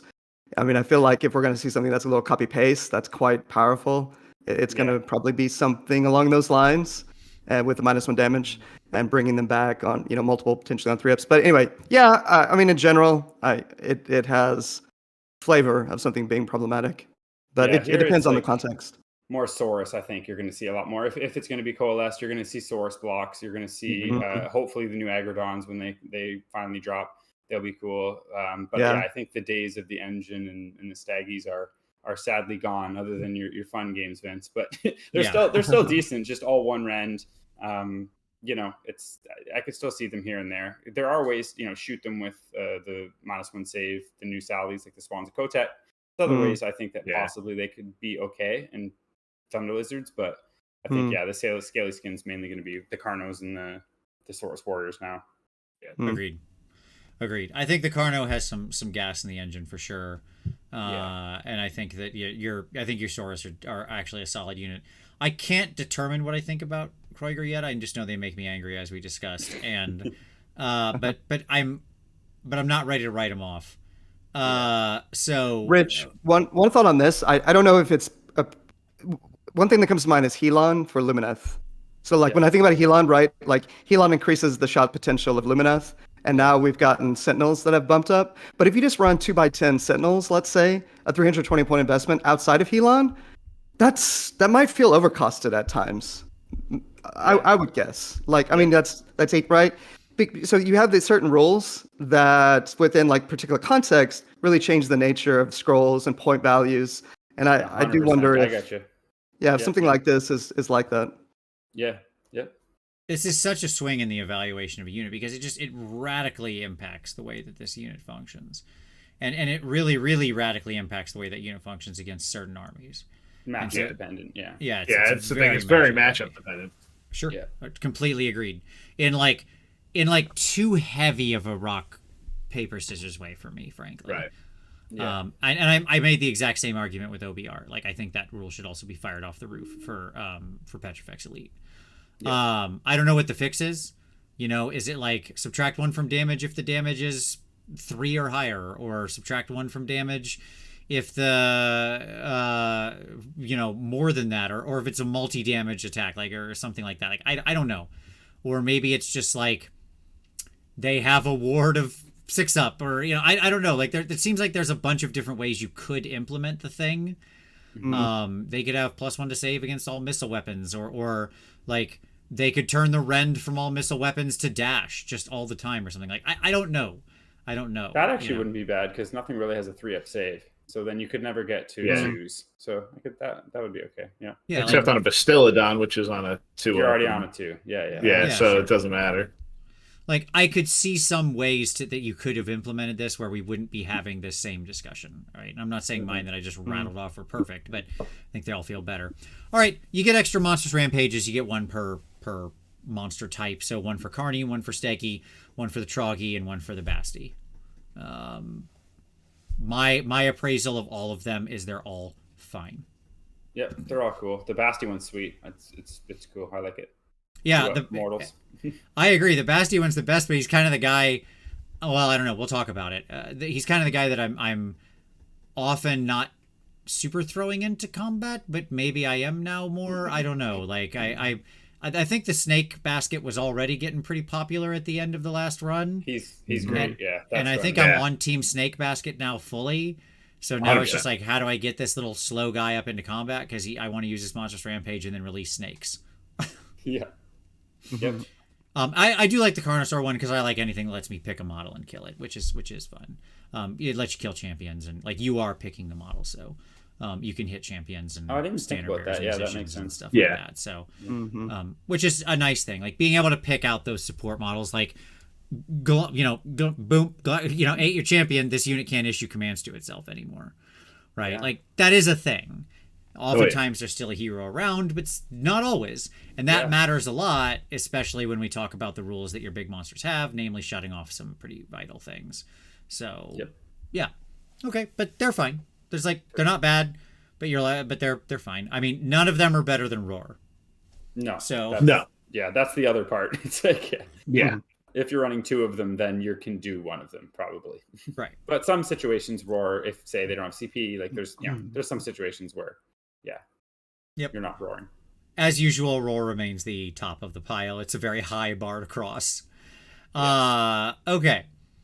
Cool. Let's talk about command traits. Much simpler allegiance abilities in Coalesce, though, and for that I do credit them. 1 page versus 2 page. No additional tables. Just keeping it very simple. Here we've got Slann and Saurus command traits, because you will, I think you will actually have Saurus generals in this army. I think that is a doable thing. Yeah. But Anthony, going back over to you. What's your pick here on your command traits in Coalesced?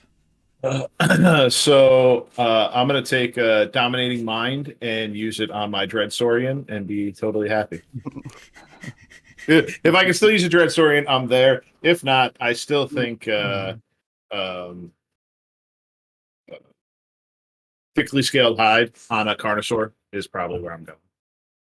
Yeah, so the +1 to save rolls for attack is Yeah. target this general, just period all the time. It's, ranged and melee. +1 to save is obviously strong, having Mystic Shield permanently on you. Yep. Yeah. Pretty good. Yeah. Solid, yeah. I will say if you're going to take a frog, I don't hate Wrath of the Eons, the whole once per battle. You add 1 to the attacks of all melee weapons used by friendly Saurus and Krieger units wholly within 12. That is an interesting punch of a big bubble of +1 attacks that can lead to some places. As we'll see, there are some pretty potent spells we can trip off on Saurus here. We mentioned Saurus blocks can be a thing. Punching them with a whole extra attack and a big block is not a bad thing. I don't hate that either. Yeah, Ridge, you got any picks? I don't have in front of me. I know I was thinking about, because my coalesce list I played last week.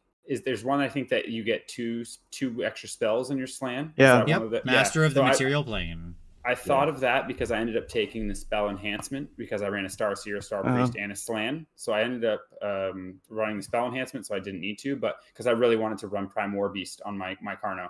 So that's the one that I would run in the Carno, just because the jaws are just so good, right? That's the 5 damage one. So having 4 of those instead of 3, just better. So that's the one. Yeah, for me, but obviously the +1 save as well. I just like the to kill stuff more than not die. So Is the Carno still on a 4-up save base? Yes. Yeah. Okay, gotcha. Yep. I also like the Vengeful Defenders because turn 1 you're in your own territory. So now your general, who could be a Carnosaur, all right, he can make a move, and 2 friendly Saurus or Kroxigor units. So a big block of Saurus warriors can move so that they can get a little closer, or you get those Agrodons moving and then moving again. Like you can do some work with some movement. You're going to see, a Carnosaur, 9 Agrodons, 6 Agrodons, move up 8, and then move up 8 in movement phase. Like you're going to see a crazy alpha list with that, and it will be good because they're, it's one of those lists that you move all that stuff, push it into your opponent's army, and say, okay, can you deal with that? Because if you can't deal with that, then I win 2 prio, then it's over. Or if you can't deal with it, then so I could see that one too. Yeah, I haven't seen much of the Agrodons. I'm excited to play a bit more of those. I feel like on TTS, I guess, because the models aren't here yet. TTS you could practice or just proxy, but I just can't wait to actually get the models. Yep. Like I will also say, like, the Custodian of Divine Technology, where your Salon just gets 2 bonus artifacts of power in addition to the first one. So it's like you're getting 3 artifacts total. Effectively, you're trading your 1 command trait for 2 artifacts. Is always an interesting choice. It's just a question of, are those artifacts actually worth it on the frog? That's what it becomes a question of. So let's answer that question, shall we? But segue. Yes, indeed. But as a side note, I like this list much better than the Starborn list. This one feels much more like full of stuff that I wanted to take or could see using in a particular army. Much more of these were a better pick. In Starborn, I felt like I was like, that one, done. Why are we still talking? Right? 100%. Yep. Okay, so our artifacts here. The Throne of the Lost Gods, 4 inches to the bearer's move characteristic and 1 to the bearer's wounds characteristic. Crystalline Skull. You start with a power reserve of 0. Every time you successfully cast a spell that's not a bound, increase the power reserve by 1. Once per battle on your hero phase, you can say the bearer will shatter the crystalline skull. If you do so, you release Dan Aykroyd's delicious vodka all over the battlefield. And when that happens, you pick an enemy unit within 12 inches of the bearer and roll a number of dice equal to the power reserve for each 3+. That unit suffers 1 mortal wound. That's a bad item. XD grubs. I think they mean itsy. I bet that's how that's like British humor. For spelling something ITXI and meaning it is itsy, like itsy bitsy grubs. That feels very British humor to me. In other words, doesn't somebody else have this same named artifact? That would be insane if they did. I thought it was like this Shagus. It's always been. It's the same. It's always been the same as last book. I guess that does. Start of your hero phase, you heal 1 wound. In addition, you can reroll 1 casting roll or 1 dispelling roll for the bearer, and in the enemy hero phase, you can reroll 1 on binding roll. Fine. Like, heal 1, the rerolls are good. Everybody likes rerolling spell casting, obviously. And then Quaddle Familiar. Once per battle at the start of your hero phase, you can say the bearer will be blessed by Teapok, who shows up in hologram form, like all the jokes here.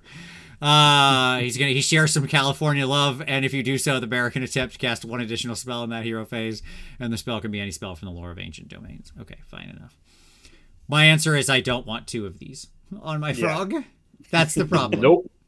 Yeah, I was going to answer that question that you brought up, but you'll get there. Yeah, we had to play it through, right? I wanted to take everybody else on the journey. When I first read this, a little while back, I was like, oh, yes, cool, 2 artifacts. And I flipped the page and I was like, oh, no.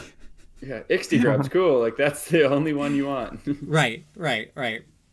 And then on your source artifacts, you have, sadly, I think, 1 choice. The artifacts did not hit the same level as the command traits, but I'll see what you two think. It's Sotek's Gaze, right? That's the choice. Enemy models with a wounds characteristic of 1 or 2 cannot contest objectives while they're within 6 inches of the bearer. 100%. Stop reading. It's good. It's model, right? Or is it's not unit? Is it model? It's models within 6. Right? Enemy models within 6. Yes. Yeah. But that is a big radius. It's bigger. A lot of times you see this rule written as 3, not 6. For sure. So. And that's the same as what the Conqueror's Crown or whatever it is in Slaves. Or is it is that what it's called? Yeah. And it's good, and it's came up before with me, and then I thought it was unit, and I was like, oh, this is so good, and then I realized it was per model. I don't hate the Blade of Realities, actually. I have ran it on the Carnosaur as well. So the Carnosaur's changed too. The guy up top is 5 attacks, 3s, -1, 2 damage, so Stormcast profile. So -2, 2 damage is actually decent. You give him the Empower Celestite, 5 attacks, 2s, because you run them into Codals, all at attack, 5 attacks, 2s, -3, 2 damage. So it's like pretty reliable 8 damage. So I don't hate the Blade of Realities. And then if you're fighting a hero, it's an extra damage too. So yeah. I have ran it, and I don't mind it on there as well. But yeah, the first one, good as well. Yes. Yep. Yeah, I mean, in my mind, I'm just charging that Carnosaur into some unit that's on an objective and being like, getting into the middle of it, eating a guy with my monstrous action or something, or and then I'm going to roar as well, because we'll talk about what I'm playing in just a second, and where I'm doing 2 of those things, and then just being like, okay, none of you count, right? I'm just going to kill some of you, but it doesn't matter. None of you count, because I can just get up into the guts of the thing and just zot them out from counting on the objective at all. Like, I take this for free. So, okay. Spells. Anthony, you want to talk about any of these particular spells? What jumps out at you on the coalesced spell list? What grabs you? Oh, so the one that everybody's crying about that needs an FAQ, which is the telepathic summons, which I think is totally fine, because you can't use it on a monster. So you can bring in a foot Saurus Old Blood, or you can bring in some Saurus warriors and put them into combat. I'm okay with that. It's not that bad. There's some situations where it's crazy. Like, definitely needs to be changed, but no, it's fine. Stop it. Leave it alone. So let's talk about telepathic summons, because it's the opposite of the Starborn teleport, almost effectively, right? It's one of these. It's like the Zinch guy in Slaves, where he's like, it's the Scorpion, get over here, is what he's doing, right? Instead of pushing them away, he's calling them to him. Yeah. So it's a spell that has a casting value of 6 and a range of 9 inches, but that's a lie, for reasons we'll talk about in a moment.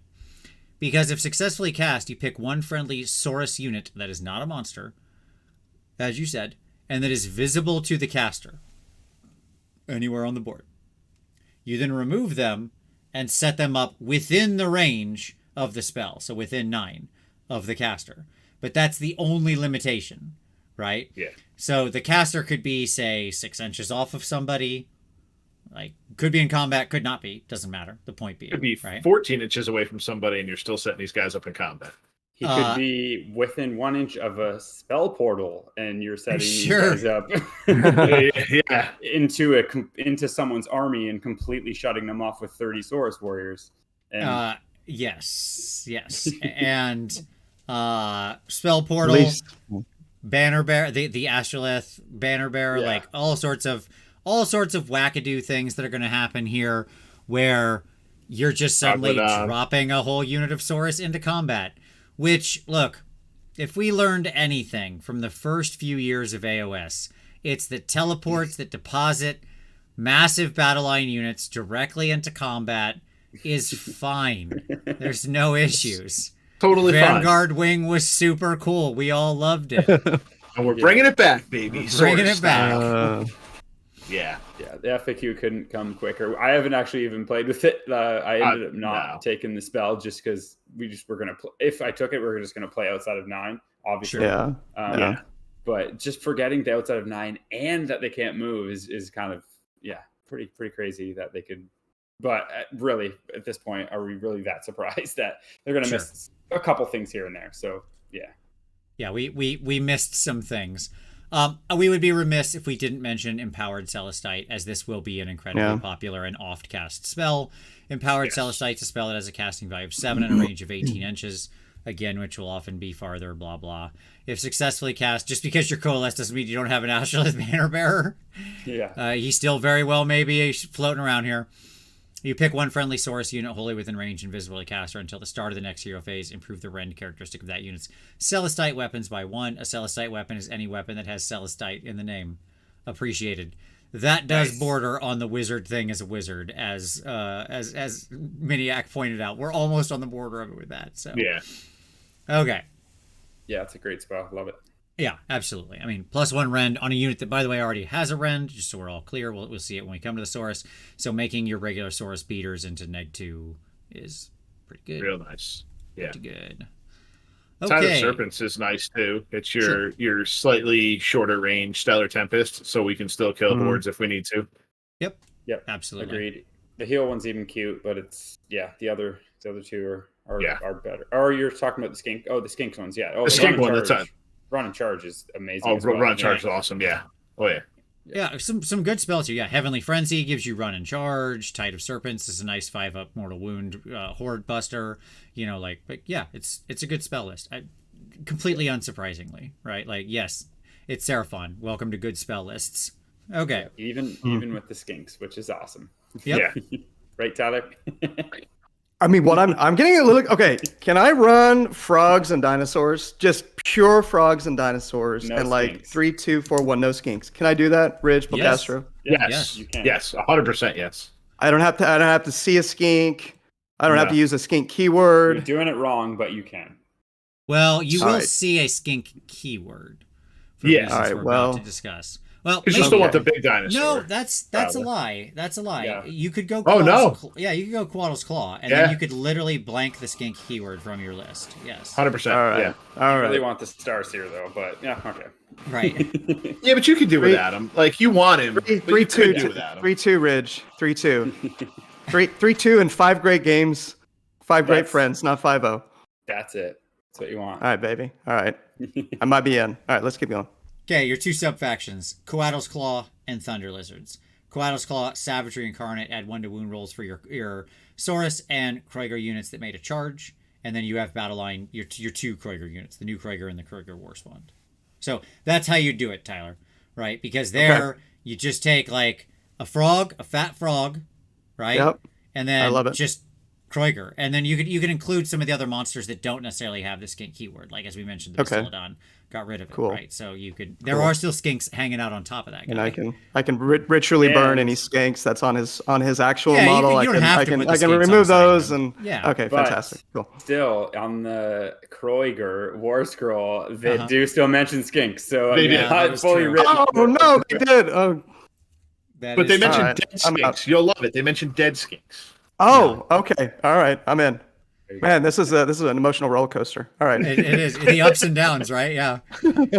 And then my particular choice, which is Thunder Lizard. At the end of the charge phase, you can carry out 2 monstrous rampages with each friendly Thunder Lizard monster instead of 1, and you get Battle Line Stegodons. Suck it, I guess. BCR, take that. Their special thing is they get to have 1 monster do 2 monstrous rampages. This army's just like, nah, dog, we're not about that life. You just go nuts. Everybody do 2. Have a good time. So Yeah, love it. good stuff.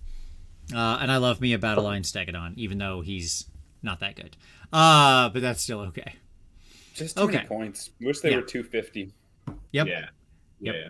The I like regular... that they Go they ahead. took Thunder Lizards and said, we're going to take away the wording here where we give them 2 extra wounds, and we're just going to put it all on the War Scroll Yeah. and give them extra wounds now. Yep. Because, God, they needed it. 3 Sure. extra for the Carnos, too. Yeah. I Yeah. like that. Yep. Well, Yep. speaking of, what a great transition. Let's talk about War Scrolls, gentlemen. All right. We're doing all right. Okay. And Croak we trust. Yeah, let's talk about. Well, that's where we're starting. Let's talk Yeah, about Vitamin baby. K. Lord Croak. He's a 4-cast wizard. He's got 18 wounds and a 4-up save. He doesn't have a melee attack. I refuse to believe it. Like obviously it is a thing, but yeah, okay, sure. Mind bullets. Yeah, mind bullets. Yeah, he's a dead guy. He flies. He's a war master, but he only moves 5 inches. He can attempt to cast through skink wizards or oracles, which is the Troglodon, as we mentioned many times. So he can just like he's still casting, but he can pick them as the point of origin. So he kind of has his own built-in quote unquote spell portal, just in the army. You still do the like if he takes wounds, you roll 3d6. If the total of his wounds taken plus the 3d6 equals 20 or more, boop, he teleports back to base, back to his ship, I guess, and he's gone. And It's each other every time phase too. at the end of each phase. Yes, that is correct. Yeah. Otherwise, you just remove all the wounds from him and keep moving, right? Yep. You get to roll 3 dice. Every 4-up is a bonus command point. He's a base +2 to cast, Dispel and Unbind. Okay. He does know all the spells, as I mentioned this earlier on, but I'll mention it again. He does know all the spells from whichever lore you've aligned your army to. So good. That is just so amazing. Yep. And he this like golden death mask rule is really interesting. This is sort of a I don't remember him having this exact rule before. I didn't go look. Maybe I just forgot its existence. He didn't. No, he had none of that. Okay, I didn't think this existed. All right. At the start of the combat phase, you can pick one enemy unit within 12 inches of this unit invisible to it and roll 2d6. If the roll is equal to or greater than the unit's bravery, the strike last effect applies to that unit until the end of that phase. Perfectly good rule. 2d6 against bravery generally sucks, but in this case, it's just a sheer, pure bonus. You're not obviously talking about him being in combat. He's sitting behind a line of something else that's fighting, and they're just getting tagged by this. So it's just a little seasoning on your nachos. So that's fine. All good with it. And then, yes, he has Celestial Deliverance. Base range of 12 inches, but of course that should be read as 18 / even farther through an Oracle or Skink Wizard or whatever.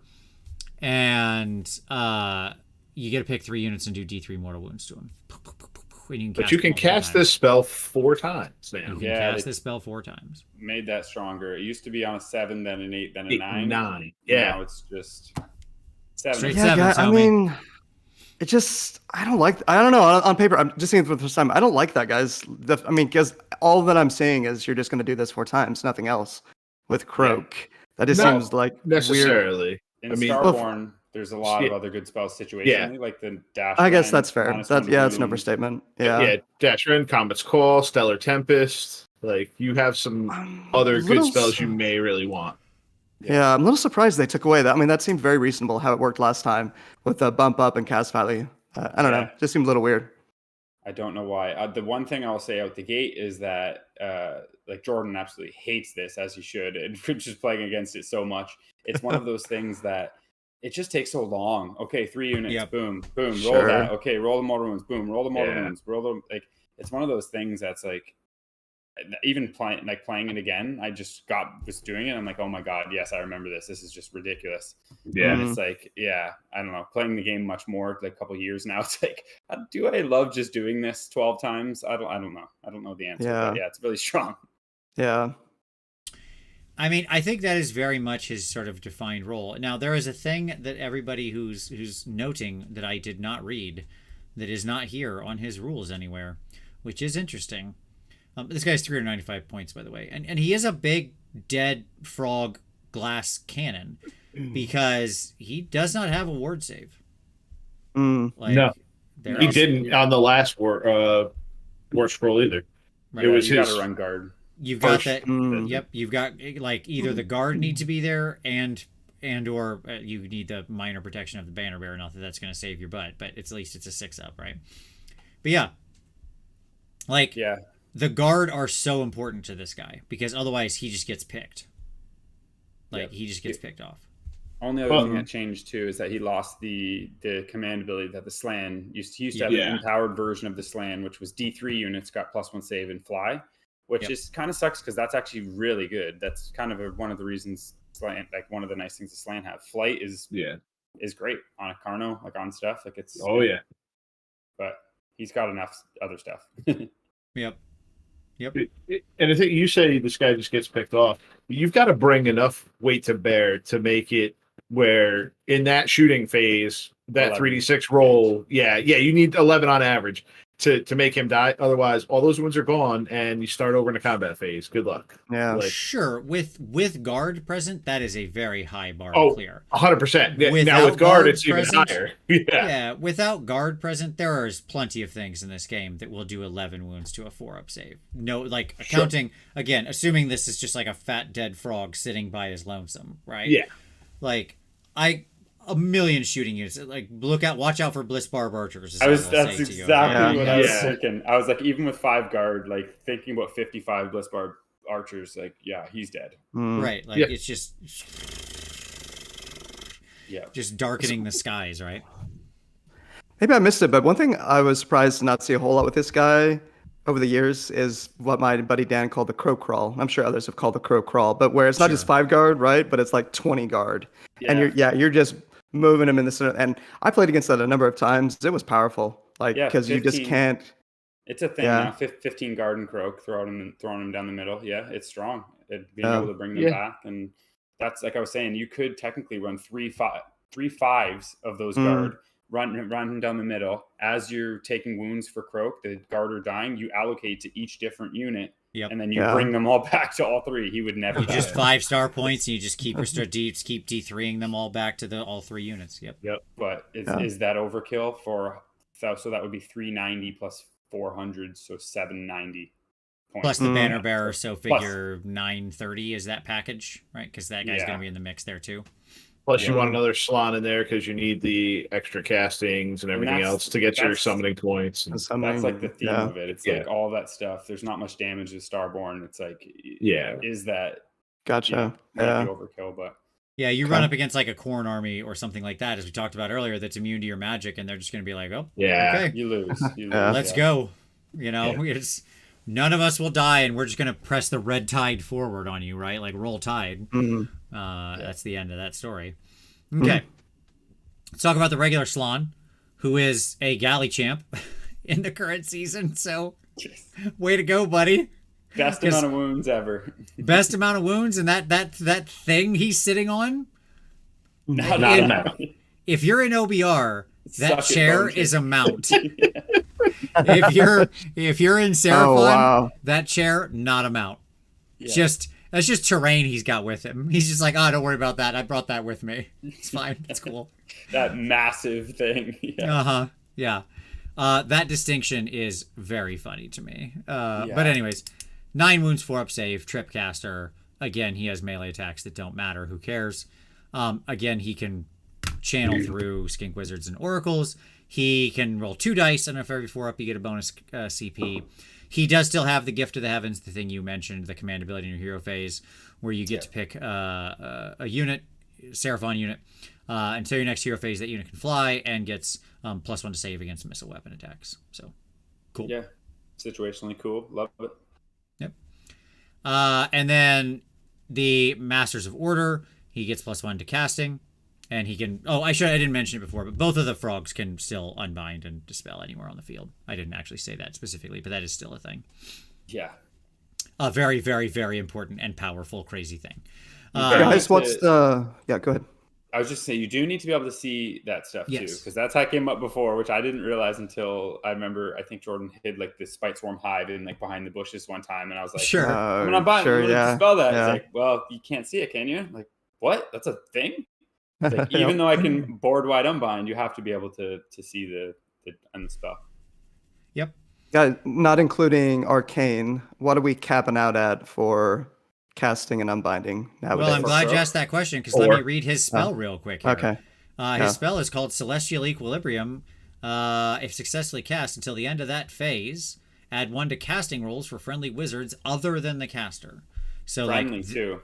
Yes. Allies. Yeah, this guy allies real good.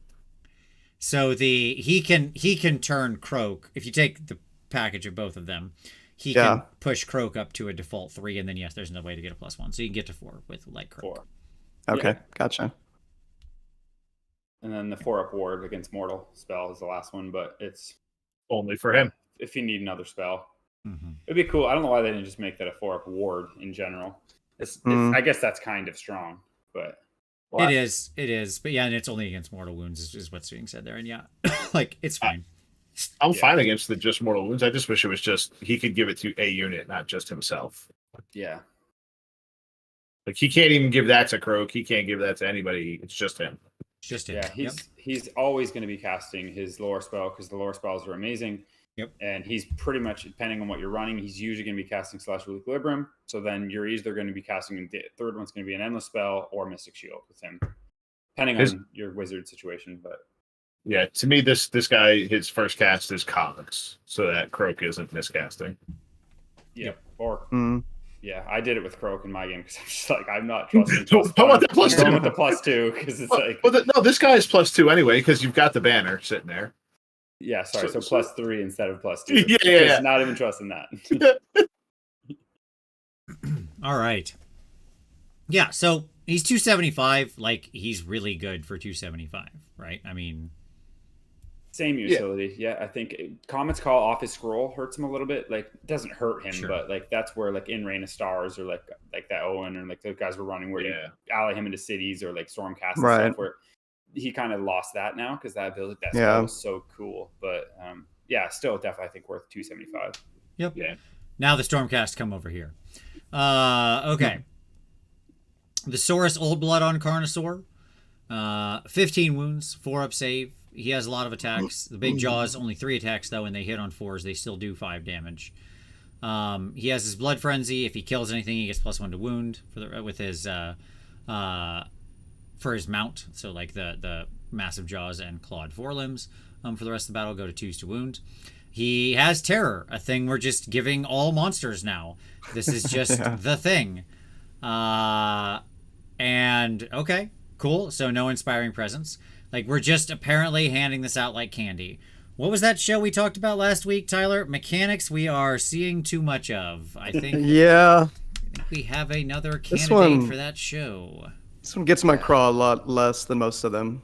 Sure. It's just like we're just handing this out to candy. Like, when it was a thing that, like, the big giants could do, I was like, oh, neat. That's a cool, unique thing to have.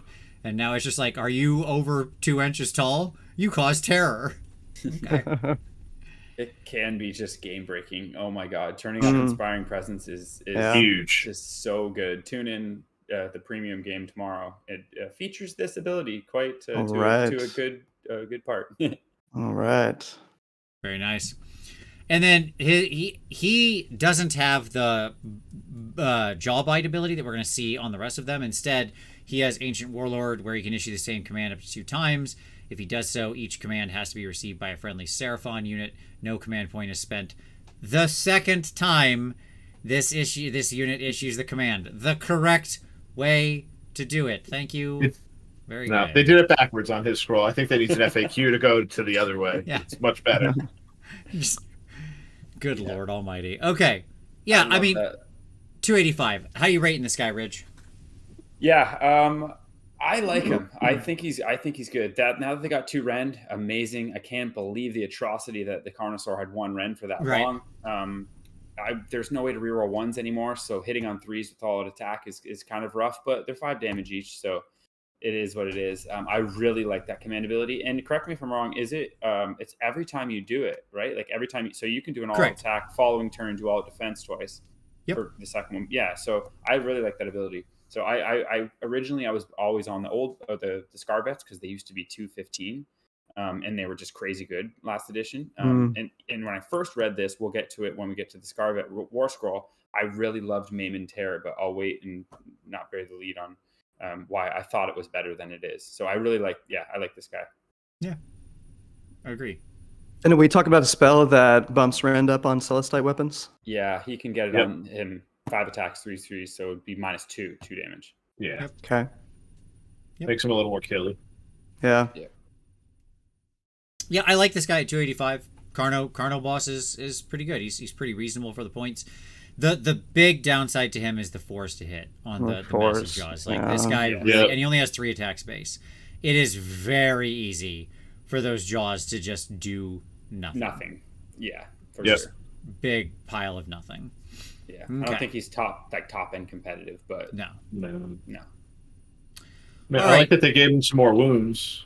That was Oh, nice. sure. But I liked it previously where in Quaddle's Claw there you could get him some more bite attacks, but Yeah, that's fine. It's fine. It's fine. So are we buffing him in other particular ways, reliably? you can Spells, etc. Yeah, giving him the 5-up ward from the Star Seer ability is really nice. There's some other like small Okay. things you can kind of do to him, but other than that, no, like not like you used to be able to juice him up with +1 attack from Prime War Beast from like all the different ways. Yeah. Yeah, it's You basically can- just like you can take the artifact that gives him 4 bites instead of 3. It's not a huge difference. Right. You know. Blade of Realities for an extra rend, +1 damage on heroes. Like Right. Yeah. You can dominate mind him to make him wound on 2s. Yeah, Yeah. his ability does that too. Now, when he kills a model, he gets +1 to wound. It used Right. to be, I think it used to give him actually run and charge. For the Run and rest of the charge, game. yeah, which I liked better. Yeah, that I think might be better because Codals already gives you +1 to wound. But a lot of the time when you are stuck in, like same with Right. we'll get to the old blood, so I don't need to talk about that. But yeah, Yeah. decent. Well, I like everything. That force to hit's brutal. Having Yeah. to spend a weekend playing with the Go, I'm trying to make him work on force Yeah. to hit. Yep. It's swingy. Yeah. The old blood on foot is fine. He's 135 points for level 7 wound 3-up save hero. He will he does the standard thing now where he pulls in Saurus Warriors or Saurus Guard into fight after he fights. The standard foot melee hero thing that they do, so that's fine. He has a buff for the all-out attack command if he issues all-out attack to Saurus Warriors. They also add 1 to wound rolls for their melee weapons, which is quite potent. So he's issuing all-out attack and giving him +1 to hit and +1 to wound. Very relevant when we get to Saurus that we need to remember this thing exists. That's like really the reason you're taking him. Yeah, for when you're stuck in, because Codals already Yep. gives you the +1 to wound, but if you're stuck in, then it's nice because it's for the next combat and Yep. that sort of thing. And I do think Saurus will often find themselves stuck in. Just like I don't Yes. think they're a break them on the charge, blow through them, and keep Right. going unit. It's just No. not. It's not what's there. And there's tactic for it too, which is solid. Yes. And then this Faction is- battle tactics, Rich? What's that? Seraphon got him now, man. I've been playing Skaven for the last Weird. while, and it's been terrible. And it's like back playing some Seraphon, and I can do faction tactics. It's great. Amazing. What's Faction battle what's tactics? No, never heard of them. Not sure what you're talking what's about. the give me 5 seconds, Vincent. What's the elevator pitch on? Has this taken 5 seconds for me to get this out? Yes. Yeah, really. Is it terrible or are they terrible or are they good? Where are we? Tactics for Seraphon. Seraphon. They're great. There's probably Okay. 2 really good ones, 2 good ones, and then 2 kind of. Okay. All right. Yeah. So I'm going to read that Yeah. as 3 easy and 3 medium on our scale. So Okay. game Depending on what breaking. you're running, yeah. Yes. Well, Castro, do you concur? Yeah. Yeah. I All mean, they're fine. They're not. I wouldn't say easy, but easy-ish. Yeah. Sure. Okay. Let's call it Alright. 2 easy and 4 medium. I'll be generous. Okay. Sure. Fair enough. So we're just like dock levels. That's fine. Okay. No issue. Bingo card, check. There it is. Love it. All right. The Ashlith Banner Bearer, he's 140. I could read the rest of the stuff, but it doesn't matter. You're going to put this guy in every army. What are you doing? Stop. It should just like, you read the first ability, and then we can just stop. That's what the point of this all is. Add 1 to casting rolls for friendly Seraphon wizards within. I just want to take a moment here to read words that aren't present. Oh, I skipped over the Mighty Saurus Jaws, by the way. This is a thing we'll see repeatedly. All of the Saurus now, the way their bites work, is I'm just going to not talk about this anymore because all the Saurus do it, right? Except for that first guy we read. After they fight, it's not at the end of combat, it's after they fight. You roll 3 dice per Saurus guy who's within an inch of the enemy unit. Every 6 up is a mortal wound. If you're in Coalesced, every 5 up is a mortal wound because that's the +1 roll. So that's where that comes back. 3 Okay. dice for the heroes, and then Yeah, 3. one die if it's like Saurus Warriors or Yeah. Correct. Guard. Yeah. Yes. Yes. Yep. Exactly. So, so that's how that all works. So with your Saurus, if you got 10 guys and all 10 guys are within an inch of an enemy, You roll 10 dice. If you're in Coalesce, every 5 up is immortal. If you're in Starborn, every 6 up is immortal. Okay, cool. Not bad. And again, that's why I say it just like completely changes the evaluation, because the difference between doing immortal on a 5 for 10 dudes and doing immortal on a 6 for 10 dudes is so massively, wildly different. It's crazy. All right, back to the Astrolith Bearer. +1 to casting rolls for Seraphon wizards within 12 inches of any friendly unit with this ability. In addition, add 6 inches to the range of any spells cast by friendly Seraphon wizards within 12 inches of any friendly units with this ability. Cool. I'm glad that we just got off the holy train for these dudes. Don't have to worry about it. We're good. You can just tippy toe, right that edge in. Everything's fine. No need to. You got a little base rim touching that edge. You're good, buddy. You're good. Why fiddle with it with Seraphon? I just. And probably in their head, they were like, well, it's not units he's affecting, and units are what we're trying to keep from daisy chaining out. But in my mind, I'm just like, well, now that Slann can be a lot heckin' farther away, that's what's in my mind. Like, yeah, it's Sarah Fine. Yeah. There you go. Perfect Holy for weekly. Crap. How did we not come to that? Oh my God, Ridge. Jesus. 2 hours into the show and you drop this gold on just incredible. Okay. Yeah, he's amazing. So there you go, Tyler. There's your other +1 to cast and all of that. And you don't even have to be holy within. So Sweet. No skin keyword. Love it. I've got a list. I've got my army list going. We're doing good here, boys. You're doing good. Like I said, start with this guy and figure out what your other 1,860 points are. That's it. I got my old blood, and I'm gonna go Croaker Slants. Let's keep going. Okay. Well, hold on, because you might get excited about the Scar Veteran. Okay. Okay. Instead of the old blood. All right. Okay. So our Scar Vet's our other Carno hero, obviously. 15 wounds, still 4-up save.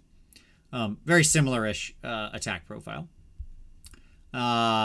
Still has the big giant, 3 attacks, 5 damage, jaws, yada yada.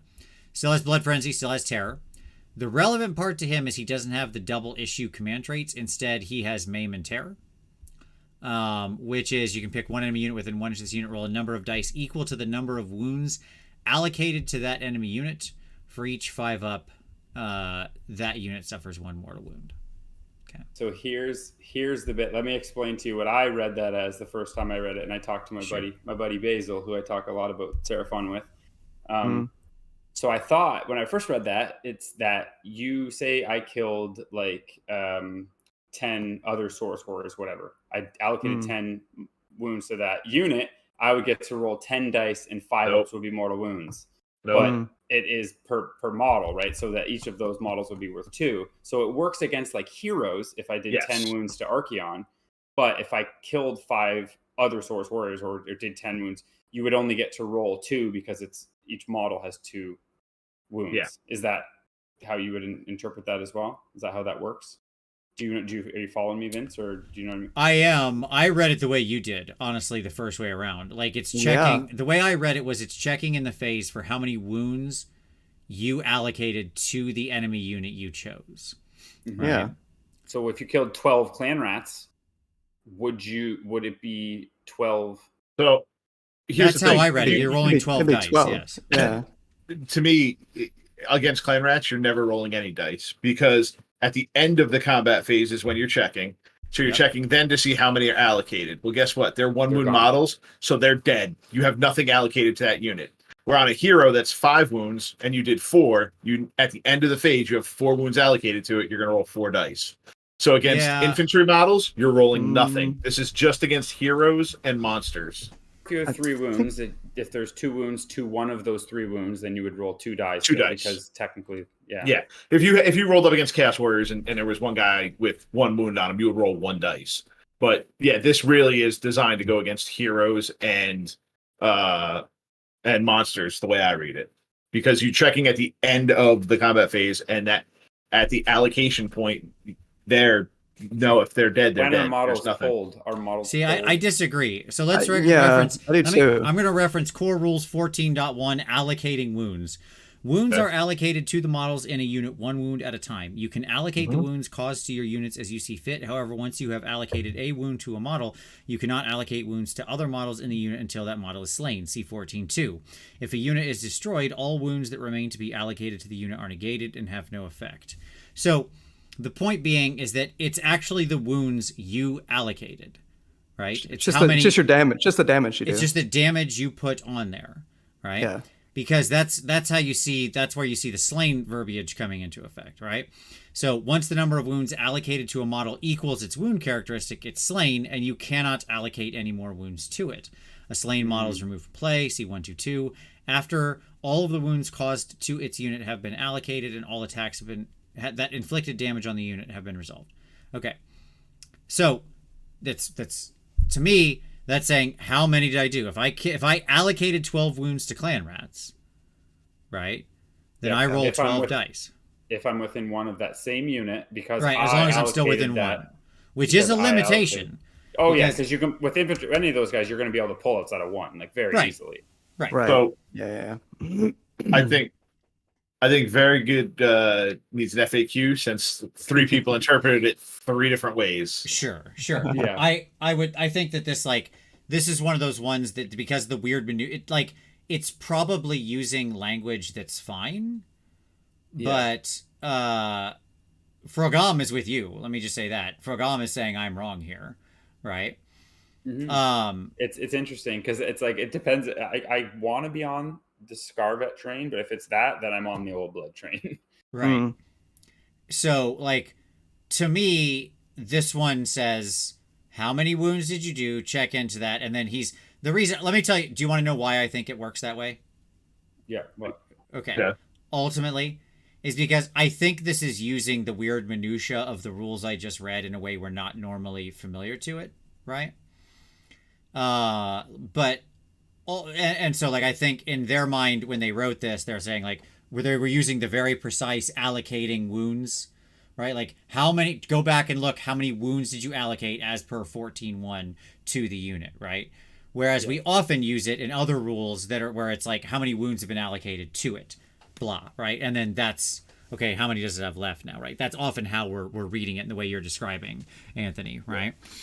Yeah. But the thing that really pushes me over the edge is, as champions of the Seraphon host, Scar veterans and their especially bloodthirsty mounts pursue the greatest enemy warriors, falling on them with vicious brutality. It's okay, so they just want to see it be bloodthirsty and stuff like that. But maybe that text speaks to your thing, because it only works against heroes. Yes, that's so the way maybe it's the other way it. around. I don't know. The point is, we've definitely come to the fact it's an FAQ. If we have all read 100%. this and not been sure, FAQ this thing. 100%. Because I totally see the way you're reading it too, Anthony. I can't look at that and go, "Oh, you're definitely wrong." No.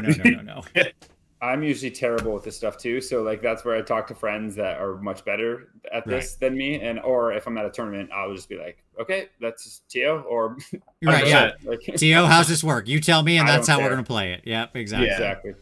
What I'll say is, I agree with you. If this guy reads the way I'm reading it, right, then I like this guy very much so. I would rather take this bonus damage thing than the double command point thing for 30 points cheaper.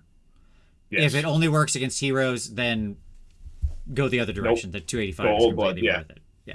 Yep, I agree. The only thing, I wish this guy had a 3-up save with that big shield he's holding. I don't understand why he doesn't. The Old Blood on foot has the same exact shield, and he's a 3-up save. Well, he forgot to put the armor on the dinosaur, I guess. That's what it is. This dinosaur isn't quite as old. Softer scales, Anthony. Well, no. The other Carnosaur is a 4-up save also. But the Old Blood on foot who holds the shield. Because the Old Blood on Carnosaur has the Sun Gauntlet. He gets a missile attack. This guy's got a shield. Oh, it's definitely soft underbelly. It's a soft underbelly situation. T-Rexes have famously soft underbellies. There you go. Yeah. There you go. Yeah. I love it. Okay. You don't remember when they had to defeat the T-Rex in Jurassic Park and they did so by tickling him? Oh, Just yeah. give him and he just rolled over on his back with his tiny arms. Yeah. I can't get out. That's okay. All right. Kroiger and Kroiger Warspawn. 185 for 3, their Battle Line and Quaddle's Claw, or 175 for 3 for the regular Kroiger. Ridge, would you like to talk about what drives you crazy about this scroll? Yeah, just the absolute ridiculous rule where if a skink dies, they can use commands on the Kroger War Scroll. It's why? Like, why do they need to have a stupid, this has to happen, then this can happen, only if one model dies from this to happen? No. The that whole not unit what- has to die. The whole skink unit has to die. I thought it was just one of the skinks. No. Add 1 to the attacks characteristic of melee weapons if any if any models in a friendly skink unit. Yeah. So I missed the model part. Okay, yeah. I was like, this is horrible. Even Yeah, one still. model is so annoying. Why would they ever? The greatest rule in this book. What are you talking about? This is amazing. No, I hate it. So stupid. And I hate even it. The next one, like, why can't they just be 6 explode? Why does it have to have 10 more models? I don't know. Thank just you. Like dumb things like that. It's just I'm all in. Okay, let's talk about these guys. So, first of all, they both have skink guidance. These guys are not elite and cannot issue commands to themselves. They're big dumb dummies. But in a weird breaking of the normal rules and in reference back to when they used to be a combined unit where Kroger would, you'd have like 2 Kroger sitting in the middle of a skink block. We all remember those days. The Kroger just reaching over top, just chopping. Many a time I went plowed into a skink unit, lifted all the skinks, and the Kroger just killed me. The unit champions of skinks can issue commands to this unit if this unit's wholly within 12 of the skink unit. And then what you mentioned for the war spawned, they get +1 to attack with their melee weapons if a model in a skink unit died in the same phase. So, like, the enemy had to activate, kill some skinks, then you activate, and then you get the bonus, and it had to be skinks near you. You would need to like charge them in or be already in combat with them, and then your opponent not know, like, if you told them that rule, which who is going to say, oh yeah, so I have this really ridiculous stupid rule that if you kill any skinks, I will. then I will get +1 attack. Then they're going to say, okay, cool, I'm not going to kill those skinks then. Like, right. It's, they're going to die. That way will be found to get them killed. I'm all in. Pocastro, send me some boxes. You need some dead skinks. I just making them to die. And then regular Kroger exactly have this ridiculous rule. If the unmodified hit roll for an attack made with a Drakebite Maul or Moonstone Hammer, so they're 2 weapons, is 6, and the target unit has 10 or more models, that attack scores 2 hits on the target instead of 1. But why though? They're trying to be cute. They're trying to be the callback to the Moonstone Hammer. It used to have everything within 2 or 3, whatever. So they're trying to just incorporate a rule. Like, we get it, cool, but just like either make a better rule with hordes or just make that 6s explode. Like, correct. Yeah. Just make it 6s explode. It's perfectly fine. Yeah. It's especially perfectly fine on units that hit on 4s. Yes. Right? Like, which is the big problem with these guys. Like, obviously the one dude with a special weapon is going to hit on 3s in both units. But your other 2 / your other 4, depending, I guess / your other 8, if you wanted to go truly ham in Coatl's Claw. I don't think that's a good plan, but I guess it is doable. Are like all hitting on 4s. Now, I like that the War Spawned are Ren 2. I do appreciate that very much. It's a good source of Rend 2 in this army. Yeah. And these guys do make 3 bite rolls each. Like, they do the 3 dice, just like the Saurus heroes, which is cool. The problem is if you're running them in a 6-pack, usually the back rank, who can fight over the top of their brothers, aren't going to get to bite over the top of their brothers. So that's not you have to spread them out a little more. They're 4 wounds, aren't they, too? Oh, so they're only 4 wounds. GV, I didn't even think about that. They could run GV, but yeah, I don't know about these guys. I don't know how it's one of those units that it's like, when I first read it, I was like, okay, could be okay. And then I read it again. I'm like, I don't think it's that great. And it's like, you just try to find a way to use them. But I don't know about you, Anthony. I'm not super hot on the. I'm not. I wish I looked at them, and having played a bunch of Stormcast recently too, I'm like, they remind me of Annihilators, but Annihilators are much better, in my opinion. Even being 1 wound less and all that they can do for a very similar point cost. I know it's 2 different armies and whatnot. These guys don't have a great delivery system to get them where they got to go, moving 5 inches. So you're going to want that command trait so that they can move in the hero phase, then move again. And I'm just not feeling it with them. Like, they're Or speed of Hanshi, I think. But either way, yeah. They're 5-inch move too. Yeah, should have. Yeah, they're so slow. Here's what I'll say with these guys. I'm definitely off the Kroiger train, like the regular Kroiger. I just don't think there's any value there. I think they're way too expensive for what you're getting, like 12 wounds at 175 with a neg 1 rend damage profile. I just don't think passes muster. No. The War Spawned, I want to like, right? Like I want so bad to try to like those guys. And I'm not ready to fully write them off, but man, do they not jump out at me. I'll say that. Like, at best, I'm going to be like, okay, you're a solid 5.5. That's going to be what I come to. If these models weren't maybe the best model in the range, like so they were good. absolutely stunning, they would not sell like any of these, I don't think. No, I agree.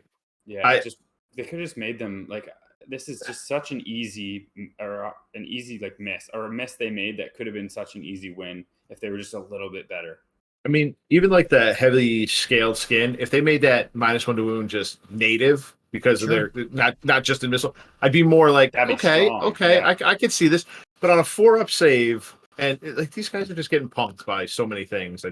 Well, you look at something like the Ogroid Therodons over in Slaves to Darkness, right? And you're like, no, that's how you build which are not like the hottest pick in the world, but are still okay. Like you look at them and you're like, okay, these guys can at least do the dirty business, right? They're going to get in there and go to work. Right. I look at these guys, I just don't see the same potential. Too many weird caveats. I compared them to, because I've been playing Rat Ogres a bunch, Vince. So I know, I compared them to them. It's like, oh my god, for 140 points, I have 6 wound. For 280, I have 4 of these that are, so. Rat Ogre's so much better. It's not even close. Yeah. It's a shame that they, like you said, they're probably the best model in the range, and it's just terrible to never be on the table. It's funny, I hadn't thought of the Rat Ogre comparison just because, like, I don't know why, it just didn't occur to me. But my god, does that put it into relief? Like, just talk about living in the shadow. Holy crap. Yeah. And again, the model comparison there is also a travesty. All right, let's keep going. Okay. Our Agrodon boys. These are the new Cav. Bye-bye, Saurus Knights. Hello, Saurus Agrodon Riders.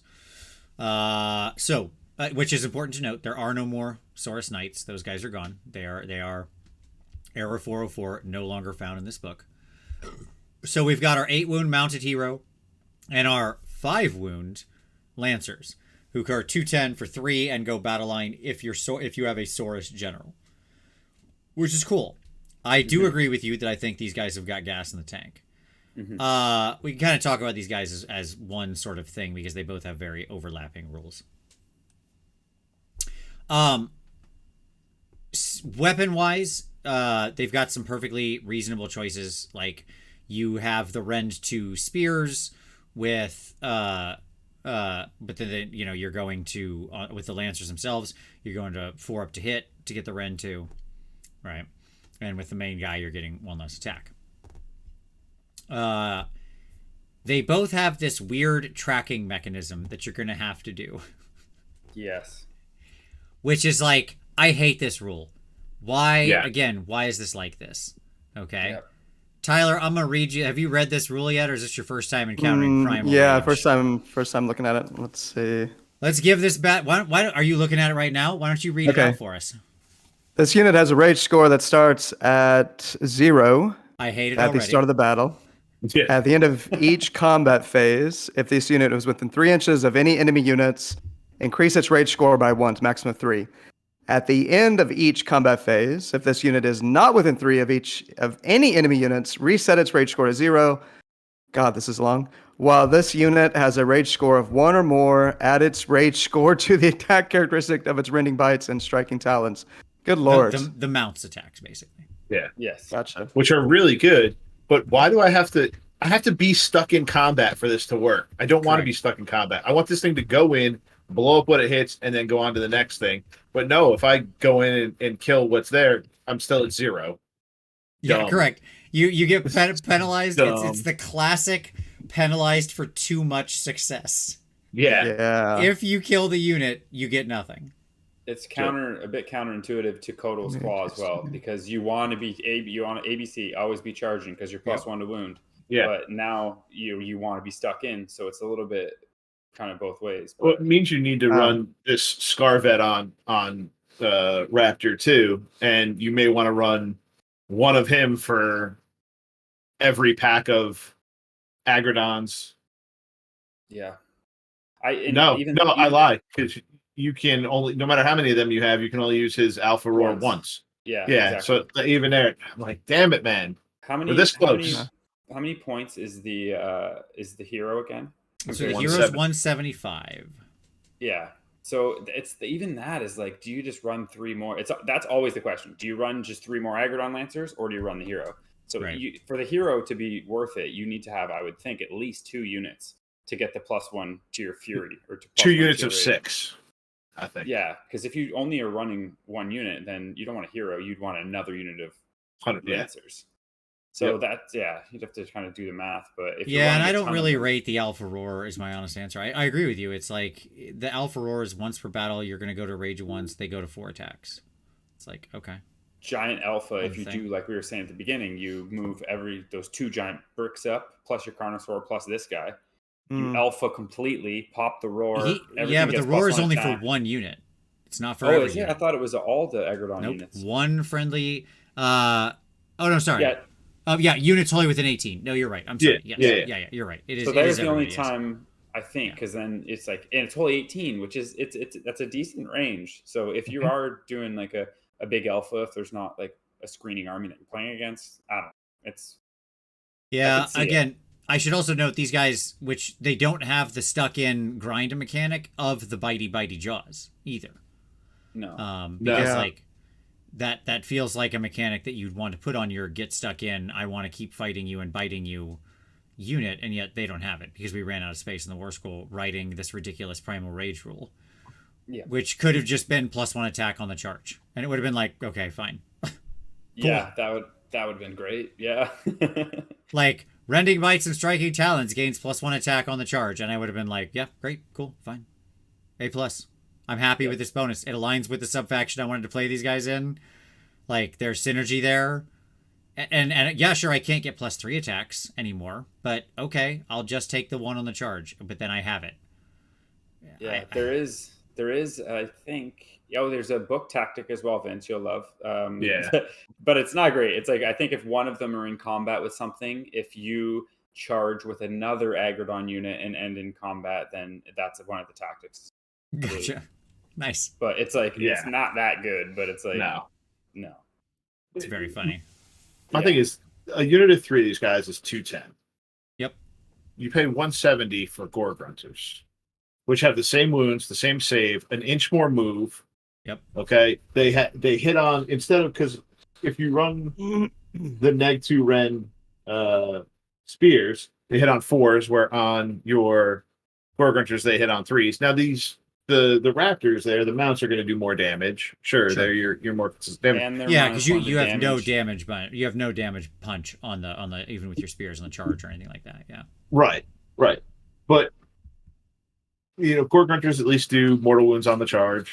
They'll die quicker though, right? Because they're going to be -1 to damage as well, right? The Agrodons. They are a bit, they're a bit tanky. If you're in Coalesce. In Coalesce. Yeah, you're sure. not running Sure.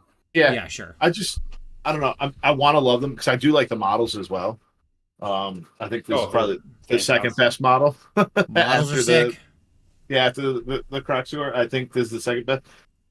I just don't know. I think there's gas there, but I think these guys are going to be something that like people that don't normally play Seraphon or might not love all Seraphon stuff, they're going to be like, cool, I can just have an army of these Agrodons.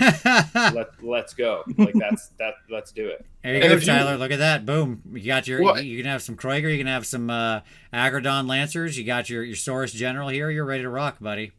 Yeah. And there are always those people that love the all-mounted army, and you can do an all-mounted army with these guys too, which is really nice. I have 2 close friends that I literally like, Jordan and Anthony Trentinelli. You're both like, I would just want to run all of the Agrodons if I ever play this. Yep. Sure, it's totally fun.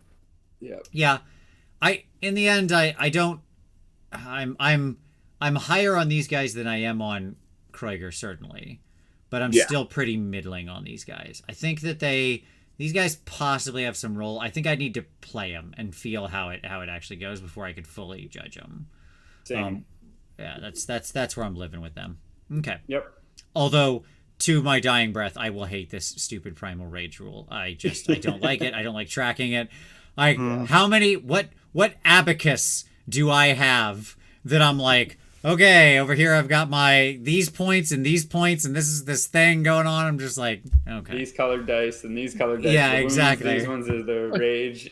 Yeah. Just make it on if they made a charge, you're good to go. Like Exactly. Get rid of this BS. I don't need it. This is where a developer should have come in and been like, no, stop it, bad. Yeah. Okay. Regular Saurus Warriors, 2 wounds, 4 up save, 200 points, 410. They are battle line. One thing I should state that is really good, both the Agrodon Lancers and the Saurus Guard all have this, which is they've got the good musician, which is +1 to run and charge. Yes. You love to see it. So that's fantastic, especially in an army that does have various and sundry teleports. Like, for example, even assuming the fix for the get over here teleport happens, right? So we're assuming they do the fix where it's like you got to drop 9 away. It's nice that you can pull them back and then they charge in on an 8 or something like that. 8 with the roll is not terrible. Yep. So I love units with built-in 1 to run and charge. I just think it's like it's so funny when the dumb command group has like the best special rules. I just think they totally undervalue those sometimes. Like it's as though we kind of ignore this section of the scroll and look over here when I'm like, nah, this is the action, right? Yeah, give me that +1 to run and charge. Same, and it's all over the place in this book with that, and I'm perfectly fine with that. Even the +1 bravery, like they're 8 stock, like they're 9 bravery. I love that. That's solid. Huge. Yeah.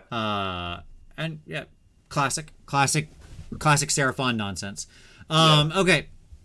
So the and one then thing with the Source Warriors, before I go quickly, the rule is unbelievable. So that's what makes them actually really good as well. So they're +1 to save on objectives. Yep. So you're giving Mystic Shield to a 20 or 30 block of these guys, and they're +2 to save on you're pretty much always going to be pushing them on objectives. So just that rule, it was what makes them really good. -1 damage. You run the Star Seer, turn 2, you roll the 2/2 ups. They got a 5-up ward. If you do it at the top of the turn, for your top, they're bottom of 2. Then if they win prio, it's another turn. They're +2 save with a 5-up ward. I guess once we get the little list I made, that's what the list is. So that's it. These guys are such a wonderful grindy attrition unit. I really love them. They can become incredibly tough because it's not just if they're contesting an objective. You might have said this and I just missed it, but it's also when they're wholly within your territory. Right? That as well. I didn't. Yeah. So which is incredible on some maps, and some you mentioned Realmstone Cache, less impressive there, but still. Getting alpha, exactly. Exactly. Like they're just such good bodies to stand in the way and just kind of grind it out, right?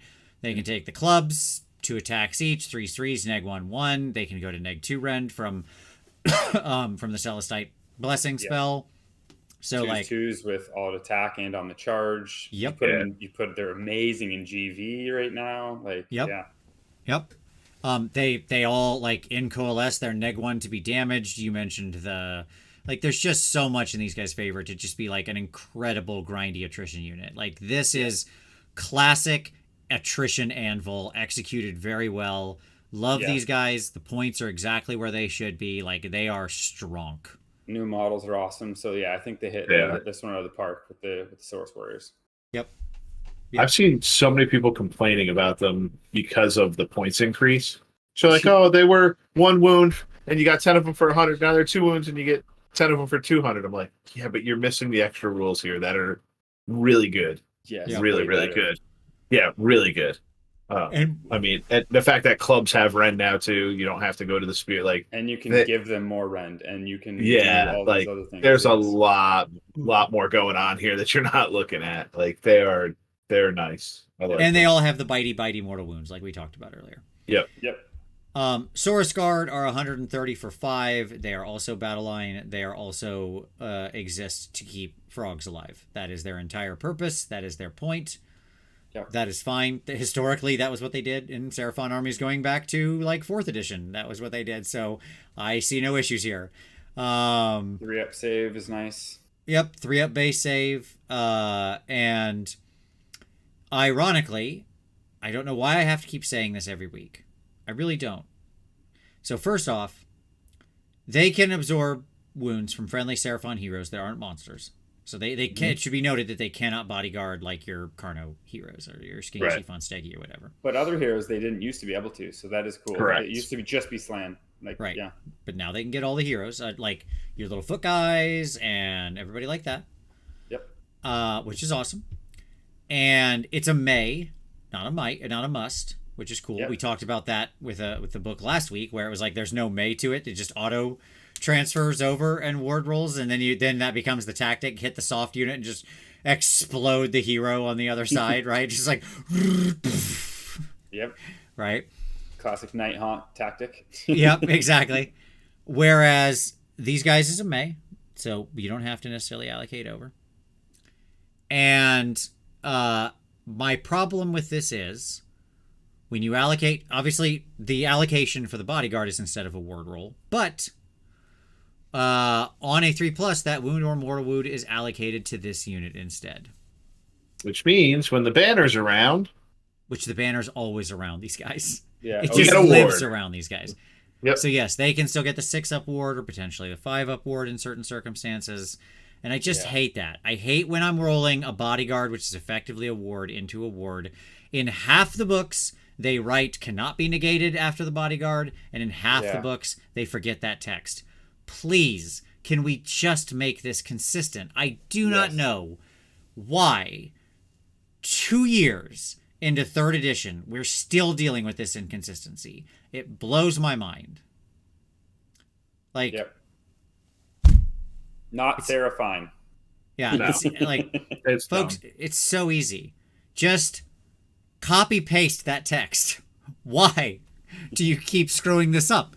I don't understand. Anyways, but it's fine. They're obviously useful.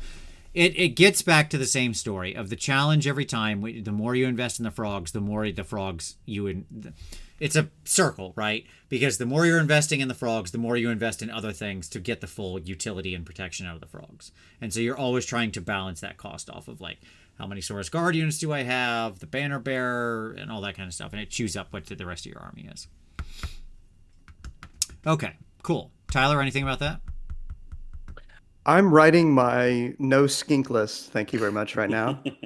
So You you have guys, five guard I'm included, I imagine, right? I'm a little busy right now. Well, So- you're about to see a skink that you're gonna want to just one. All right. Keith, I wish that was the case, but it doesn't, because when you reallocate the wound, you flip back in time again in the allocation process.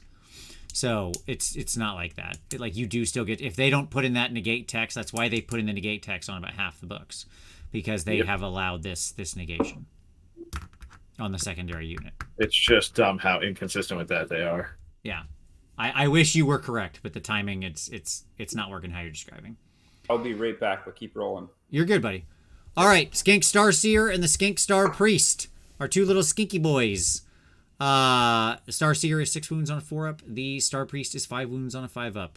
The Starseer is 150 points. He has a little spell. Tyler, Yeah. you excited about the Skink Starseer spell? Let me get you excited. You ready? Okay. It's called Celestial Doom, Tyler. Yeah. It has a casting value of 7 and a range of 12 inches, which means a range of 18 inches. Hmm. You pick an enemy unit within range invisible to the caster. Until the end of your turn, ward rolls All right. cannot be I'm done. made for models in that Done. unit. I'm done. I'm out. I got better things to do. I mean, like, emotional mental health is important. It's valued It in is. society nowadays. And this is why you want this one skink around. Not really for that, but for his other ability. I mean, yeah, he's got a bunch of other good spells too, but just having this on the scroll is not a bad That's silver pretty bullet good. All answer. of it. You want all of it. Yeah. He can also, once a battle, roll a number of dice equal to the current battle round, and for every 2-up, you get to hand out a 5-up ward. So good. Yes, please. Very strong. With Um, yeah. This dude's very strong for his 2 abilities. Oh, by the way, he is a double caster. I didn't mention that, but that is very much worth mentioning, that he is a 2 caster. He's obviously a node. He's obviously, then double has the chance to contribute 2 star points. Like, yeah, this dude's really strong. He makes the cut. Points. Yeah, he makes the cut for sure. I mean, you could have stopped at double caster for 150 points, and I would have been like, okay, well, I'm thinking about putting this guy in a list, right? Yeah. Like, we could have just stopped change. there. Yeah, and at the same time, though, they were like, no, let's go farther. Let's get it more pushed. Like, this dude's absolutely a steal at 150. Yeah. I agree. Cygnus Maximus is exactly correct. A lot of things that have wards, and there seems to be more of this kind of coming out now. You see it in Soul Blight, you see it. Really? You don't say. Tyler absolutely loves Weird. it. Playing Nurgle, right? Mm-hmm. This is the first time I've read this Weird. ability. I'm surprised that you're so upset with it, Tyler. I love It was like they wrote it with Sigvald, and then we thought that they just must never going to use it again. That's so weird. We got to do it one more time. There you go. Get it out. They ruin everything. I hate all of you. It has to be a skink that has the spell as well. The funny thing is, Tyler, I first wrote this out in pen. Let me say, I didn't say it at the intro. I wrote it out in pen, and then I was like, oh, wait, I got to do it backwards because once it goes to the camera, it will need to read backwards. So I redid it in marker so it bled through so I could do it from the backwards so I worked in the camera. You're so thoughtful, Rich. So I mean, I agree. This is one of those mechanics that are way too repeated. But hey, yep, you're gonna see a lot of Starseers around. End of discussion right there. He's real good. Ridge, you taking the Star Priest as well? How you feel about this guy? Absolutely, yeah. He kept the same rule. So 6 is to wound, do an additional mortal, not just a mortal, in addition to your wound roll. So he's still great. The -1 to hit spell is awesome. I find that I'm either running him and the Starseer. Sometimes I'm choosing between the two if you want to give the 6s to wound. So it's good on the Source Warriors. They got quite a few attacks. Yep. Or the Snake Bastiladon's got 20 attacks, and then so I find it's decent on him. And the Raptidon's also great. Can absorb that like 6 to wound buff as well. Yeah. Yep. So yeah, he's good. Mm-hmm. Where you used to see this guy always around a block of 30 skinks or 40 skinks or whatever. Now I find him pretty worthless in most skinks. The Raptidons are a different story, but now Source Warriors are the way to go with him because they have the number of attacks where you can really benefit from this, which skinks lost. Skinks are still, I still really like, because in combat they still do now they're baked into attacks. They used to be 15 plus models, they would get an extra attack. So that's where you had the 60 shots. It was much better to have that buff, but still in combat, it's 60 attacks, 4s and 4s, so 3s and 4s with 6s to wound to an additional mortal. They can still do a crazy amount of damage. You're not going to get all 30 of them into range to attack usually. Where with the shooting, you could get all the dice in. So now, I mean, skinks are still great for 10 blockers, and you could still do it, there and fish. But where you would always get all those attacks. Yeah. Yep.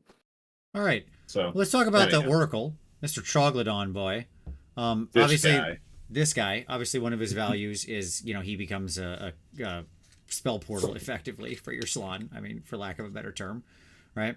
He also causes -1 to hit in a 9-inch range around him. He also heals D3 wounds. He's a single cast wizard, 14 wounds. His damage is like something that exists. He's got a lot of 4-ups to hit and -1 rend, so it's not something to write home about. Yeah, but that's not what he's there for. Yeah, no one cares about any of that. Yeah. Nope. Now, okay, Primordial Mire. Primordial Mire is a spell that has a casting value of 7 and a range of 12 inches, so potentially 18. If successfully cast, pick one objective or terrain feature within range and visible to the caster. Until your next hero phase, units within 3 inches of that objective or terrain feature cannot run or retreat and must have the result of any charge rolls. This spell has no effect on skink units and units that can fly. Really good. Just to trigger Tyler. There's no effect on skink units. Like, I don't know why they needed to add that, but so that's a good spell. Yeah, it's solid. Yeah, against situationally, very good. Yeah. Yep. I mean, I think of like if you're playing on boards that have big terrain pieces or reasonable terrain in them, or just being put shutting off retreat is always very powerful. Having charges is silly powerful. But like there's just a lot going on there. So be good at NashCon with the train there, right? yeah, exactly. Some big old pieces on that table, and Very he's big hard at work pieces. making big pieces that'll broadcast that aura out real big. And he's gonna have bet your ass he's a Troglodyte, but they're not playing. But funny. I won't be playing. But if I was, I would be having a Troglodyte. Yeah. And it's funny how this guy got so much better by the rule change to teleporting. Yes, because this guy could always, you could blast spells out from him, but before he teleported at the end of movement, so you couldn't do it till turn 2. And while he could still take a beating, he had 12 wounds on a 4-up, and he did have the healing. People would just mow this guy down, and it wouldn't matter, so you wouldn't take him. But now, it's before any of that happens. He's out there. I mean, this guy's a real power player now. Mentioned all the ways: -1 to wound, -1 to hit.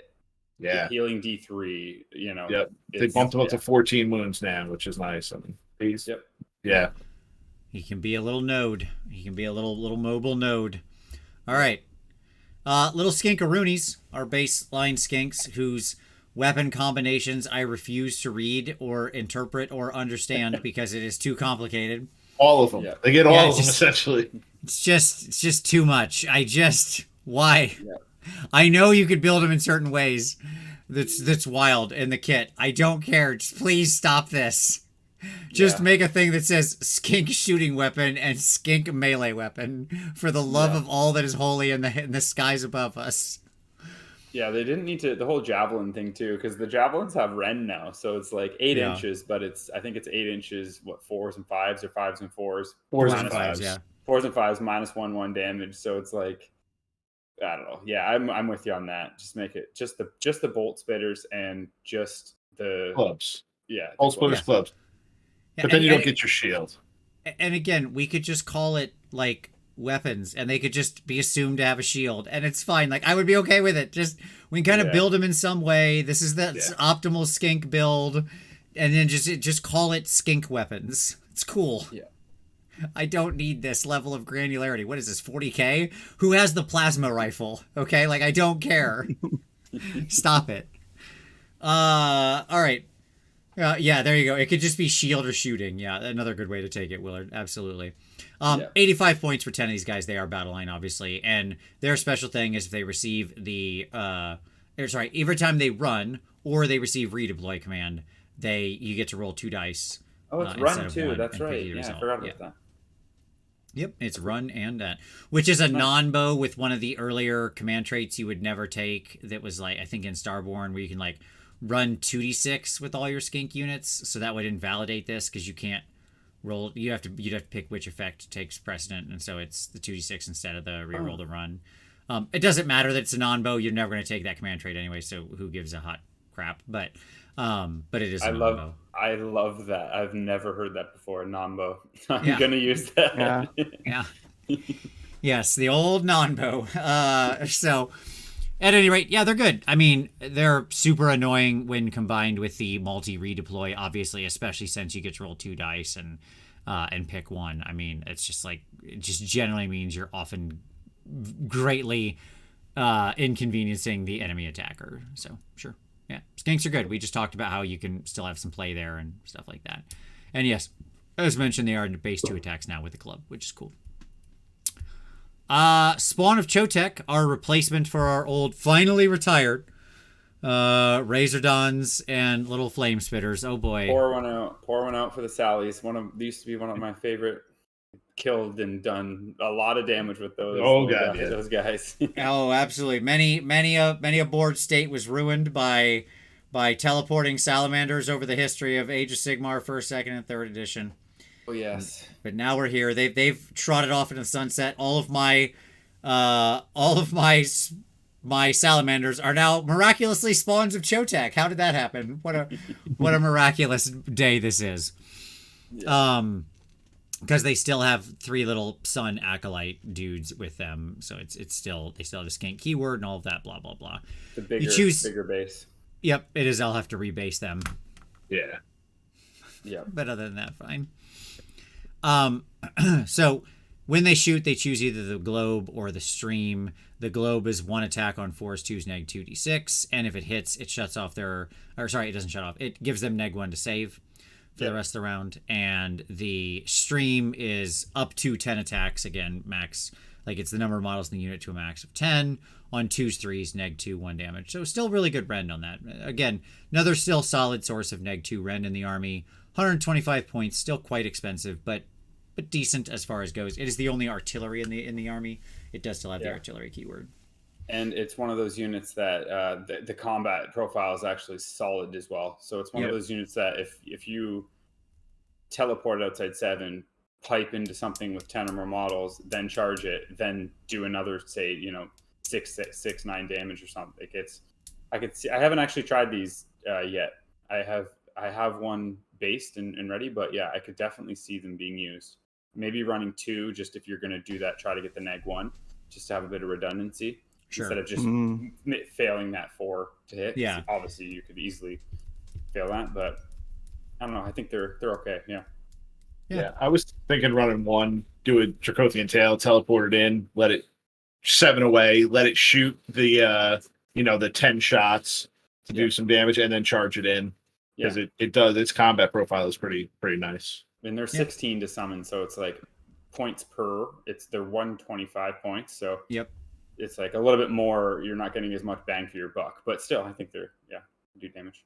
Yeah, like they're good. I love that we still have we kind of took away some from the shooting, but they kept the really strong melee, so I'm kind of okay with it. It's like an interesting artillery piece that kind of wants to go get into melee, so it's interesting. Where it's also then somewhat vulnerable. So. Okay. What kind of combo can you guys think of combo plays with this glob of flame acid? Like take that idea of teleport in, do some damage. So the glob, that requires doing the 4 up to hit 2 to win. Yeah. So that's not that reliable. Okay, I'm just thinking of combo plays to get the -1 save and then hit them with something else. I'm more thinking clear out a chaff unit and then put this guy into a hero with his neg 2 3 damage apiece bites to try to kill a support hero. Especially if you can set up the 7 where it's basically like more or less an equidistant charge in both directions or something like that. That's obviously your prime play there. Or you don't finish the screen off and you can charge into the last 2 models pile. Or something. He's on a decent little size base. I mean, he's on a decent gap base. I think he's on the is he on the Vanguard or the 90? He's on the he's on the 90 like the 90 oval, the 75. What are Gore Grunters on? Yeah, the 90, I think. Yeah, he's on a Gore Grunter base. Okay. So, I'm sure we'll see some people play around with him, is what I'll say. Like, I think this guy will be part of several lists. I mean, neg 1 to save is neg 1 to save. It is what it is, right? And it's sometimes going to do things like absorb an all-out attack. It might be worth it to risk it for the 3 up, 2 up. But as we all know, single shooting attacks are famously the least reliable thing in all of AOS history. So, one's pretty cheap, though, too, right? So it's not crazy. Yeah, it's not that's what I'm saying. It's like, I keep going like... He's not an 80-point salamander, let's say that. Well, thank God for that, yes. I don't... The good old days. Yeah. I don't think he loved... Extra 3s. Right. Yeah. This man didn't love anything more on Season of War than his sallies just destroying parts. You were so happy. Just that tournament's all around, buddy. yeah, you're a bad man. Okay. Cool. So let's keep going. Raptidon Hunters and Chargers. Ridge, why don't you take us through these guys? Because these guys work in a really interesting way, and you mentioned sort of liking them and kind of some of the setup. So hit me with this. Hit me with these guys are a combo play in themselves. They are, and they copied Darren Watson's Nomad Feastmaster units. No, he actually had a rule, because I remember I played them on the channel, and I read through the book and everything with it. When the shooting unit shoots and hits, it actually gives the buff to the combat unit. So essentially, if they hit, then they get the spear guys get +1 to hit when they're in combat. So cute mechanic, and then when you charge, it makes the shooting unit actually pop off their shots if they're within 12. But essentially, I think the Raptidon spears are a little bit more what you're going to see that people use, because they get +1 damage if they're on objective. So 3 attacks from the spears, 3 attacks from the guy below. So they're going to be 6 attacks a model, which is what I was saying before. If you give them the 6 to wound to an additional mortal, they're good at soaking that buff up. The guys on the shooting ones, I'm not really sold on. I think it's 2 rend, 1 damage, 2 shots each. So it's like, but it's 4s and 4s, I think. So it's like, what, I don't see you doing too much damage from that. The spear guys, though, I could definitely see 150 points, 5 cav bases, going in and doing 2 damage on the one profile and 1 on the other. They could do some damage. So that's my like kind of Cole's notes, I think, of the 2. But I don't know, Anthony, if you have any other things you're thinking with them. But I agree with you 100%. Like when you look at I can see people wanting to run the shooting unit to give the buff to the Chargers, but they're just for 150 points. I'd just rather another unit of Chargers. Exactly. And your 2 attacks, 4s and 4s, neg 2. Okay, 1 damage. So I can do max. Is it worded? I guess Mm. you could do, if you ran 2 units of the bows, if you charge the spears in, both units of the bows would shoot.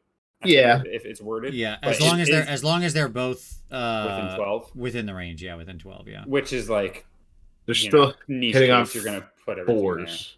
there. Yeah. So And you're in the because charge phase. The any works in the other direction around, right? So it's they're looking. They don't get to shoot every time one of the chargers charges, right? They're looking for they're checking for any of the chargers to be charged. I think we'll probably, once I get the 10 done, I don't know if they come with both of the weapon profiles, but either way, I'll probably run a unit of each just to try it out, like just for whatever for a game. But the list that I have right now with my Starborn list runs a pack of 10 of the Chargers. Gotcha. Chargers. Yeah. Are there?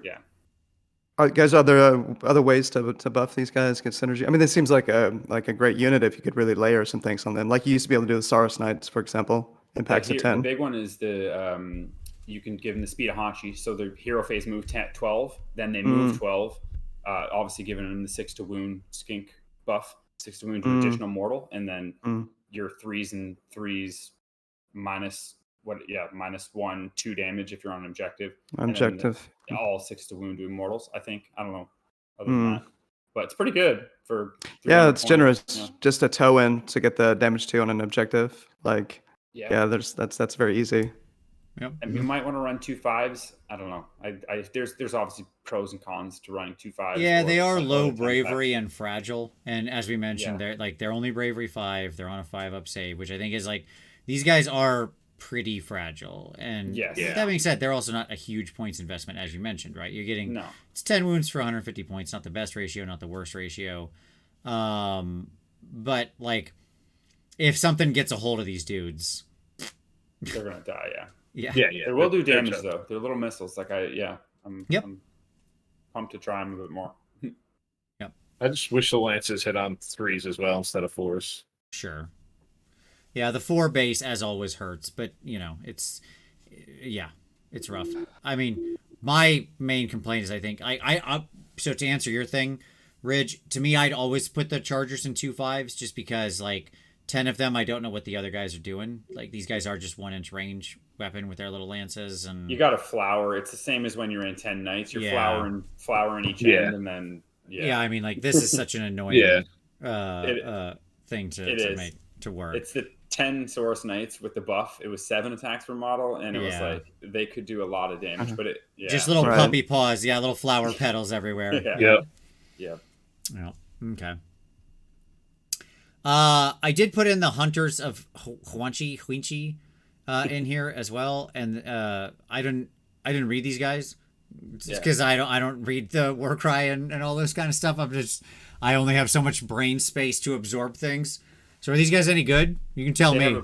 They have a place for sure. So the bolas I really like. They're 90 points, deep strike unit. If you're playing a coalesced army, it's just a desecrate. It's just a unit that you can deep strike, and it's not like have to be turn 1. You can do it turn 2, turn 3, not turn 4 though, because then they're dead. Sure. But that's the bola ones I like. That just for 90 points, and then the chameleons. They just seem to. I think they're 135 for 5 models. The Hunters they're a little expensive, but it's 11 shots, 3s. No rend, 1 damage. No rend, 1 damage. Yeah. Mortals on 6s to hit, which is cute. I could see like summoning 5 of them to pop off, kill a hero in combination with Comet or something, like things like that. But sure. Other than that, the biggest utility I think is the deep strike for 90 points. Okay. So using them just like the same way you'd use Corvus Cabal in S2D or something like that, where it's just like, this is a cheap unit. Sure, it's got some ranged attacks. Fine, I don't care. Whatever. The point of them is just to drop behind the line, get me backfield board presence, get me desecrate their lands, or whatever future battle tactics are going to involve being in the enemy territory, because it seems like there will always be something like that around. And just, exactly, and be annoying. Like it's actually really underrated. Having a unit that you put like in a back corner or like in somewhere, and then it's like, okay, that unit's there. Well, now if you only have one unit that's 300 points, you have to dedicate that 300-point unit to go off into the corner to kill this stupid annoying thing, or it's going to come and grab like an objective or do something. It's like that, things like that are of value as well. But makes total sense. Rich, just a note, you might tell Jordan that it's bad sportsmanship to not point out to your opponent that your unit is supposed to be on the battlefield by round 3. It's it's bad. You might just remind him of that. Yeah, I know. I gave him a 1 that game. I forgot to bring my Vargeist down in the one soul light game, and then I was like, oh, it's turn 5. Yeah, and these are dead now. Yeah, gotta watch that guy. Yep, agreed. The Terror Wings, the little birds that come with the Hunters of Ouija, they're 75 points for 3. They fly.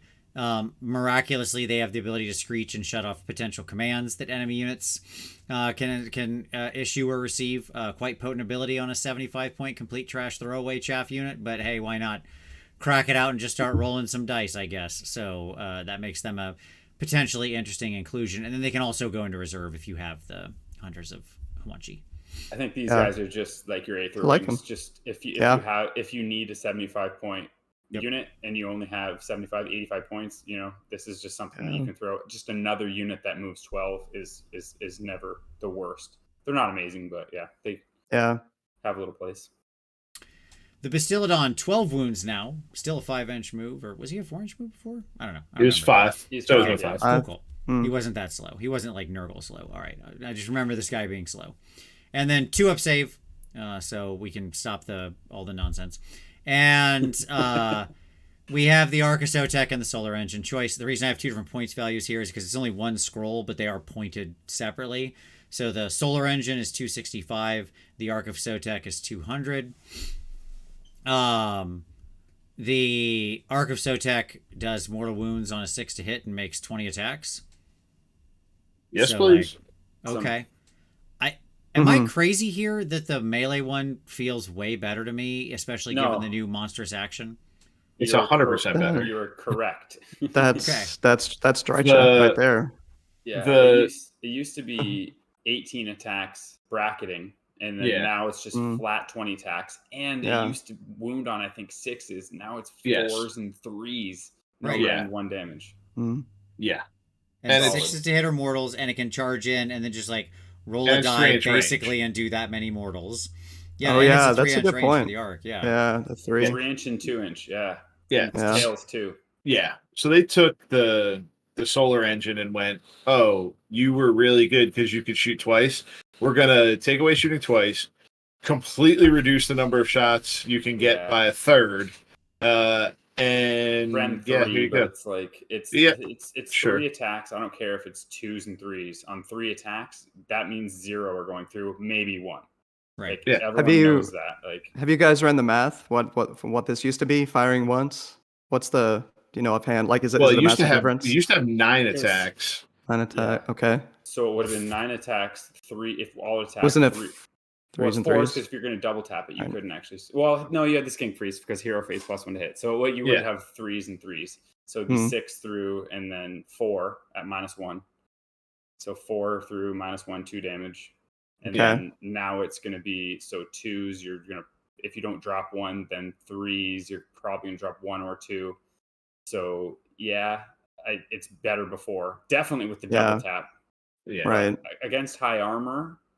Maybe not. Against a 3-up save, probably not. Yeah, I mean, but you can't double tap it. So he doesn't bracket, which is nice, and he's always on a 2-up save. But at that point, like, I'll just take the arc and walk him out there to sit on something and tie stuff up, and then it's come close, and then we'll unleash all the 50 50 more points or however many 65 points cheaper for the Ark of Sotek. Jesus Yeah. Christ. Yeah, Oh, wow. it's crazy. All right, It's the Ark of absolutely crazy. Sotek one feels like the points are almost backwards. It's so wild. Like, Yeah. Yeah. Yeah. Now they lost the skink keyword, so you lose a minor bit of synergy, but not a ton with some of the things that are gone from this book. But And really, these- because now it's skink that is not a monster. So you even if you had the skink keyword, Right. you're a monster, so you wouldn't get it exactly, Mm. exactly. So yep, he's fine. yes, Age of Something, we mentioned that Terra Wings are silly for a 75-point unit. They're like Aether Wings, but with a ridiculous gambling, like, jackpot mechanic that you get to pull every time. Okay. Yeah, I'm all in on the 200-point Basti. March him up the middle, set him on, like, go fight on an objective, have a good time, do a crap ton of mortal wounds. Seems good to me. And normal wounds, probably. Again, like, if he gets into a low armor unit, as you mentioned, 4s and 3s is, like, wildly different than 4s and 6s. That is for sure. Yeah. on 20 attacks and 6 to wound to additional mortal. Yeah, Yeah. they're sweet. Okay, so we got the Pterodon Chief, the Pterodon Riders, the Ripper Dipper Doos, and the Ripper Dipper Doo Riders.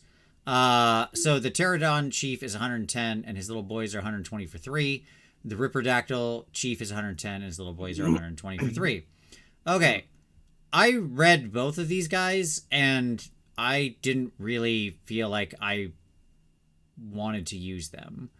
But I might be missing something. So I'm going to throw it back to both of you guys. Rippers are okay. Pterodons, just because they have this like one trick that they can do, and it's not that it's once per game, so like they're just overcosted to me for what they can do. Their movement's the only thing good about them. Rippers can actually do some work again. Yeah, I would agree. The Pterodons, I think, because having 16-inch move, 120 is a bit expensive for 3 models. I think they were 90 at some point, and then they went up to like 105 or something, which they were okay because you run 6 of them.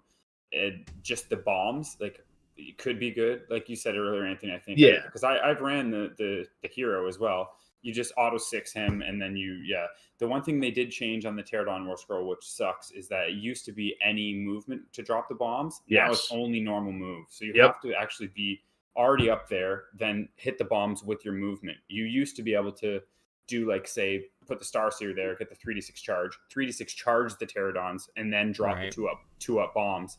None of that anymore. It's all, it has to be the normal move in the movement phase.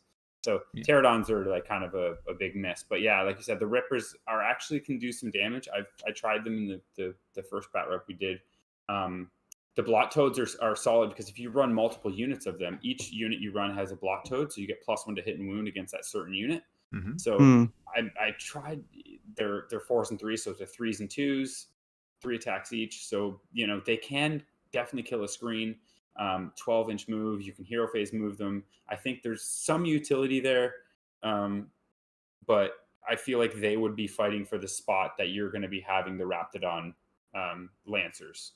Right. So I think the Raptidons just kind of do that role better for a 12-inch move than the Rippers, but so that's kind of where my head's at with them. No, I feel that.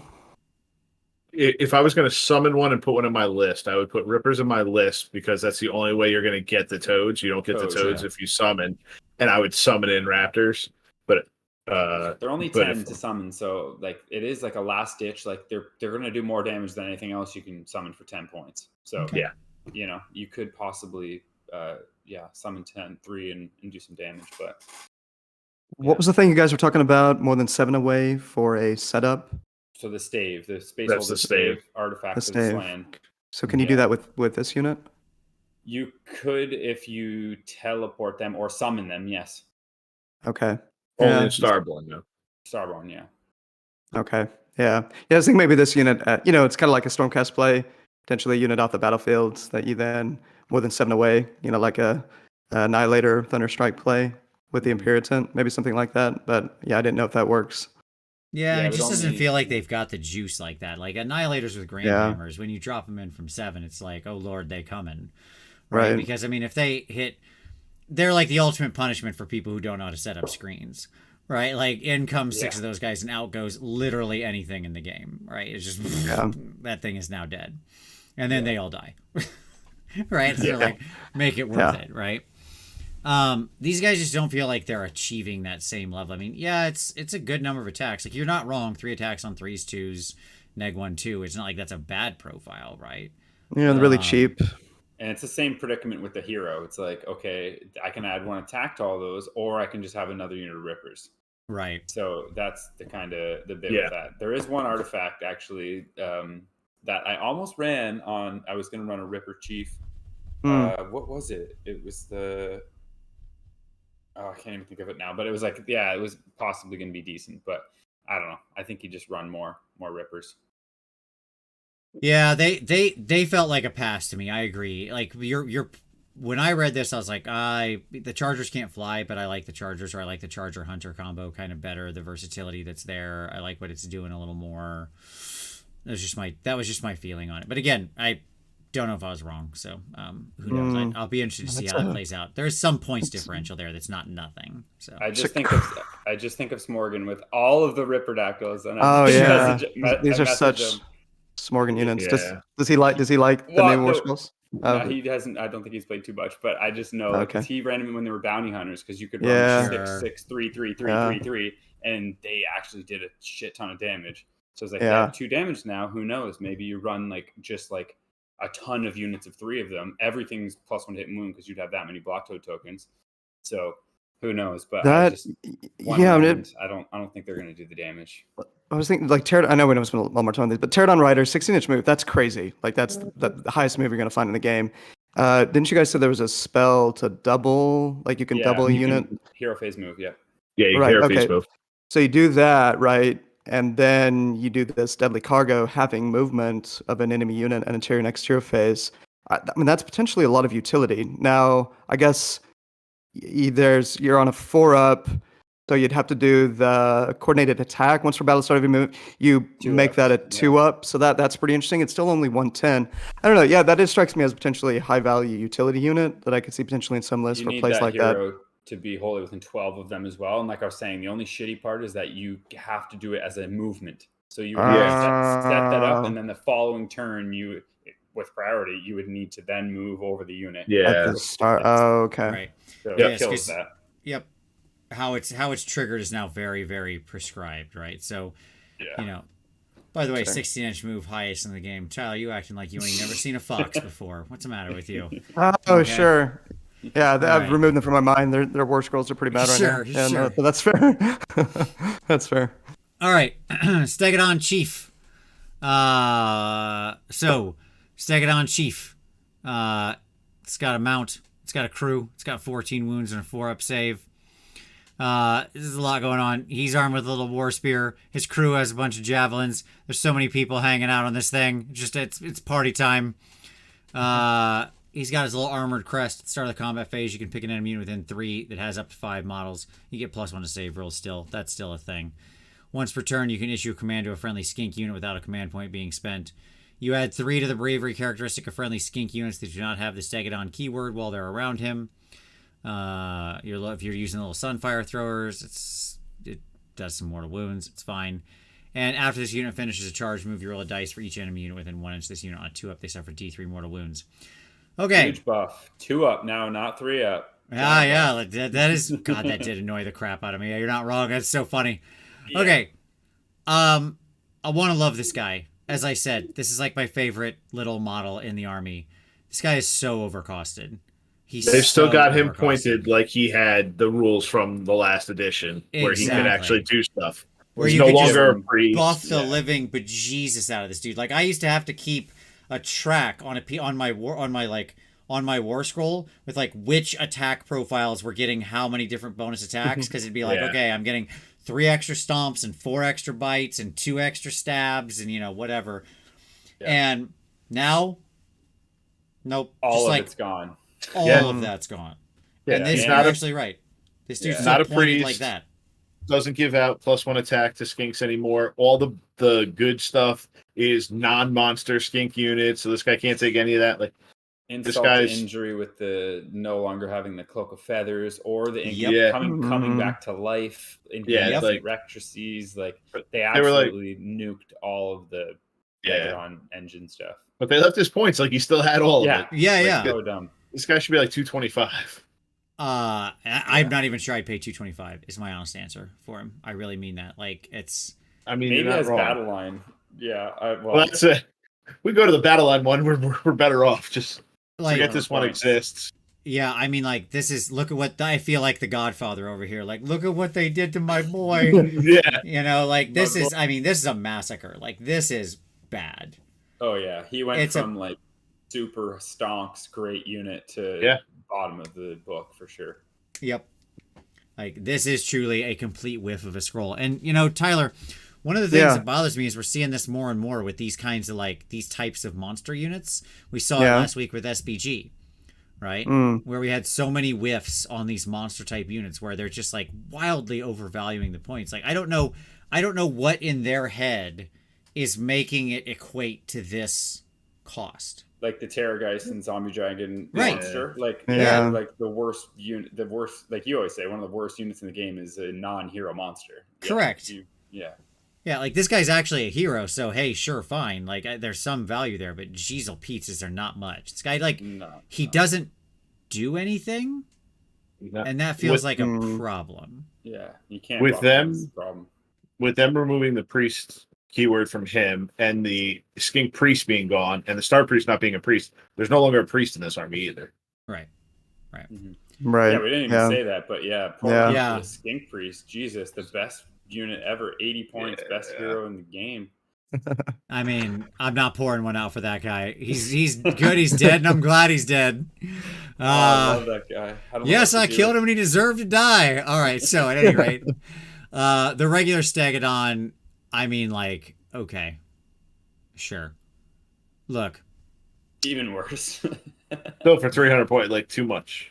Crazy. This guy again does basically He's not 300, no damage. Is he? He is 300 points. Yes. He's 300. What? Yep. Yeah, this dude should be 225. That's why I said 225. Like, I'm pretty sure Battleline Stags were 265 before they were. I think that's right. Yeah. Book.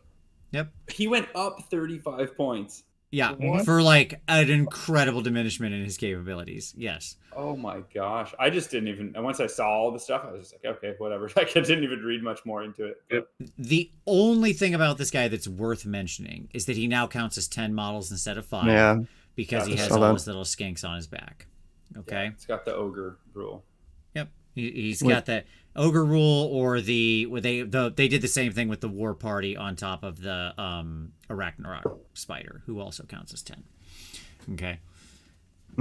This thing is straight terrible for 300 points. Like, admittedly, this is better than a Terrorgeist for 300 points, so I'll give it that credit. Okay. But only very minorly so. Like, we're out of complete travesty and just into really bad. Like, we're still well below par. At least the Terrorgeist can spike a 6. Right. Yeah, exactly. Right. Yes. He could potentially like have some world where a 6 happened. He did 6 mortal wounds, and you'd be like, yay, my crappy model did something. How amazing. I don't know what this is. This is bad. This is so bad. I feel bad for even like Vince, because I know you run a lot of them, but there's a lot of players that just wanted to get cool Stag. They really promoted Stagageddon, like Thunderquake box. Like I had I think 2, and I bought 1 more, but yeah, I didn't really go onto that train hugely. But so many people love that, and then I didn't kind of think about it too much, but they kind of crushed a lot of people's dreams, I think, with the. Truly, my 4 Stegodons are very sad right now. Let me tell you that. Like, that is a not great day for me when I flipped and read this. I was like, what is this? Yeah. Feels like these are Warscrolls reflective of why a lot of folks get frustrated with the studio. You know, when they seeming like the narrative is you'll often see these Warscrolls that were popular, and then a new book comes out and you get this where it just feels like they've been completely negated. Where, I don't know, like this feels like such a sizable miss. I'm a little confused why.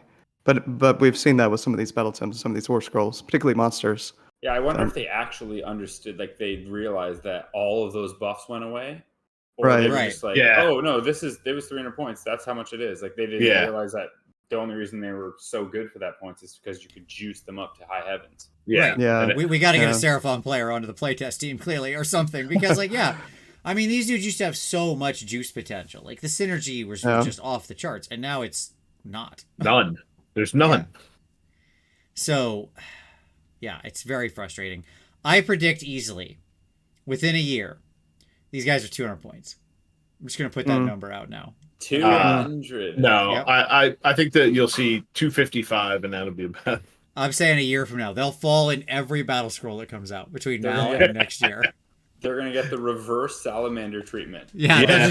They'll go down by a third. Yes, exactly. Like the 4 full times discount. they'll go up 20, then up 20, then up 20, then up 20, and then still be worth it at that. Right, yeah, exactly. All right. Yeah, I mean, they're just tragically overcosted. I know we're going long, but yeah, I really hope we spend some time because I have some impressions that I want to run by you guys. This is fascinating because this is my first time kind of taking all of this in. But anyway, No, I definitely want to fine. give some overall thoughts on this. We only have a couple things left now that we're going to cover quickly here. Cool. Ridge, tell us about the Engine of the Gods and why it's better than a regular Stegodon, but still not a 300-point unit. Go for it. Yeah, they kind of killed it as well. They changed the mechanic completely on it. So it was amazing before because you could be a priest. Obviously was one of the best parts about it. And then you used to get +1 to the prayers being near terrain. So you could curse from on a 3-up, which was amazing. They completely got rid of that. And they changed the way the engine rolls. So you used to be able to roll 2d6, then you add 1 if you're within 12 of a slan. So you'd roll 3d6. Now they make it so that you either withhold a die and the table just kind of goes up from depending on what you kind of roll. There is one actually decent one, I think. I think it's the second one after the healing where you can do some mortals from range.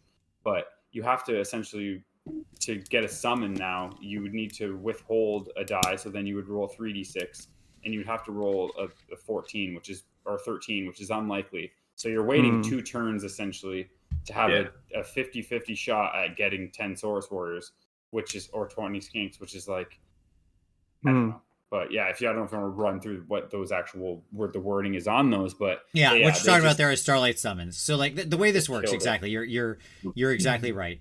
So if you in your shooting phase, you can say this unit will either harness or reserve the power of its cosmic engine. If you say that it will harness the power, pick one of the effects below and generate a power score, by rolling 2d6. If you say that it will reserve the power, nothing happens, but you can roll 1 additional die the next time this unit harnesses the power of its cosmic engine.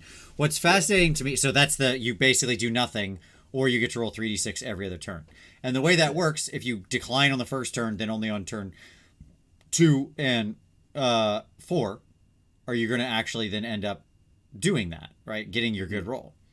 Because in turn 2, you roll the big roll, you're going to unleash or whatever. What is it called? But harness. Even if you do that though, you may not roll the 10. Yeah. Or roll whatever you need, right? Yeah. Correct. Yep. And so then the one you're referencing there is Starlight Summons on a power score of 2 to 12. This unit suffers 3 mortal wounds. On a power score of 13 plus, you can summon 1 Saurus Warriors unit of 10 models or 1 Skink cohort unit of 20 models to the battlefield and add it to your army. The summon unit must be set up wholly within 6 of this unit and more than 9 from all enemy units. So you'd need to withhold 2 turns so that you would get 4d6, which would be 3.5 times 2, so 14 on average. 14, yeah. 14. So then on average, 50-50, just over 50% of the time, you would get a summon. But how bad is that if you save 2 turns of that and then roll an 11 on 46? And you're paying 300 points to do it once per game. And you're taking wounds. And you're taking 3 more wounds. Yeah, it's like it's a joke. Like, nope. Like, this is the ultimate. Like, they really want you to go to Vegas and roll that slot machine because it's like the payoff. The funny part about it is we talked about the correction of the spell casting, right? Of not making that choice of like, don't do your fun thing to do this other thing, right? And now we just built that mechanic right back in here to the Engine of the Gods, right? Yeah. Don't roll to maybe get something in the future. It's like, okay. No. What's the mortal wound one before that? I think it's the mortal wound was on a power score of 2 to 10. You take D3 mortal wounds, but on a power score of 11 plus. So 11 plus, yeah. So you need to roll like basically slightly above average on 3d6, like literally just slightly, because it's 10.5 is the actual average. And it's just the mortals. It's the mortals of 3d6 or 4-ups. I can't remember. Oh no, wait, sorry, that's the. I'm sorry. No, No, I'm you're sorry. right. That's time slows. That's the strike first effect. I apologize. You're talking about bolts of azure energy. On a Yes. power score of 2 to 8, this unit suffers 1 mortal wound. On a power score of 9 plus, So 9+. 9 plus, yeah. Pick one enemy unit within 24 inches and visible to it. Roll a number of dice equal to the power score for each 4 plus. That enemy unit suffers 1 mortal wound. Yeah. Okay, so 3d6. So you roll, say, an 11 or a 12. So 6 mortal wounds to something in 24 inches. That's the only one where I was like, that could situationally be pretty spicy. Yeah. Right. Yeah. That's the one you'd use in 2 and 4. Like you'd hold 1, roll 1, Yeah. hold 1, roll 1, done. Exactly. Yep. Yeah, but are you really going to pay 300 points for that? No. No. You're Yeah, not. I mean, But that's if you want to use your engine because you just love them and I feel like that it could provide some utility. Sure. Yep. Mm. Okay. Now there are 2 Realm Shaper engines. You didn't know that, did you? This terrain piece doubled itself. It cloned. So it's still there's just 1 per the sub faction you take. When I said it really feels like 2 different armies, I got to this part at the end of the book and I was like, wow, Really okay. separated it. Yeah. Yeah, we're going all in on this breakdown. So the Starborn one, in your hero phase, if there are any friendly Seraphon wizards within 3 inches of this terrain feature, you can pick one of the terrain feature on the battlefield and roll a dice. For each enemy unit within 3 of that terrain feature, add 2, blah, blah, blah, and it does the mortal wounds thing. Same thing, but now you can't go in the Realm Shaper anymore. It's not garrisonable, so you just got to be within 3, which is actually better. No doors anymore on that stone thing. You can only crawl up on top and stand there, or stand next to it. But you can't actually crawl up on top because it's impassable. But narratively, there's a guy standing on top of it, I'm sure. Yeah.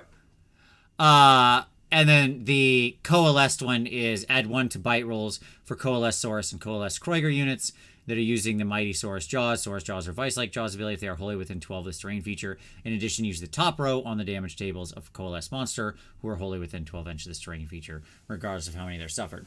Now, obviously, that's quite potent. We mentioned that in regular coalesced, you're getting +1 of the bite rolls already. This moves your bite roll to a 4 up.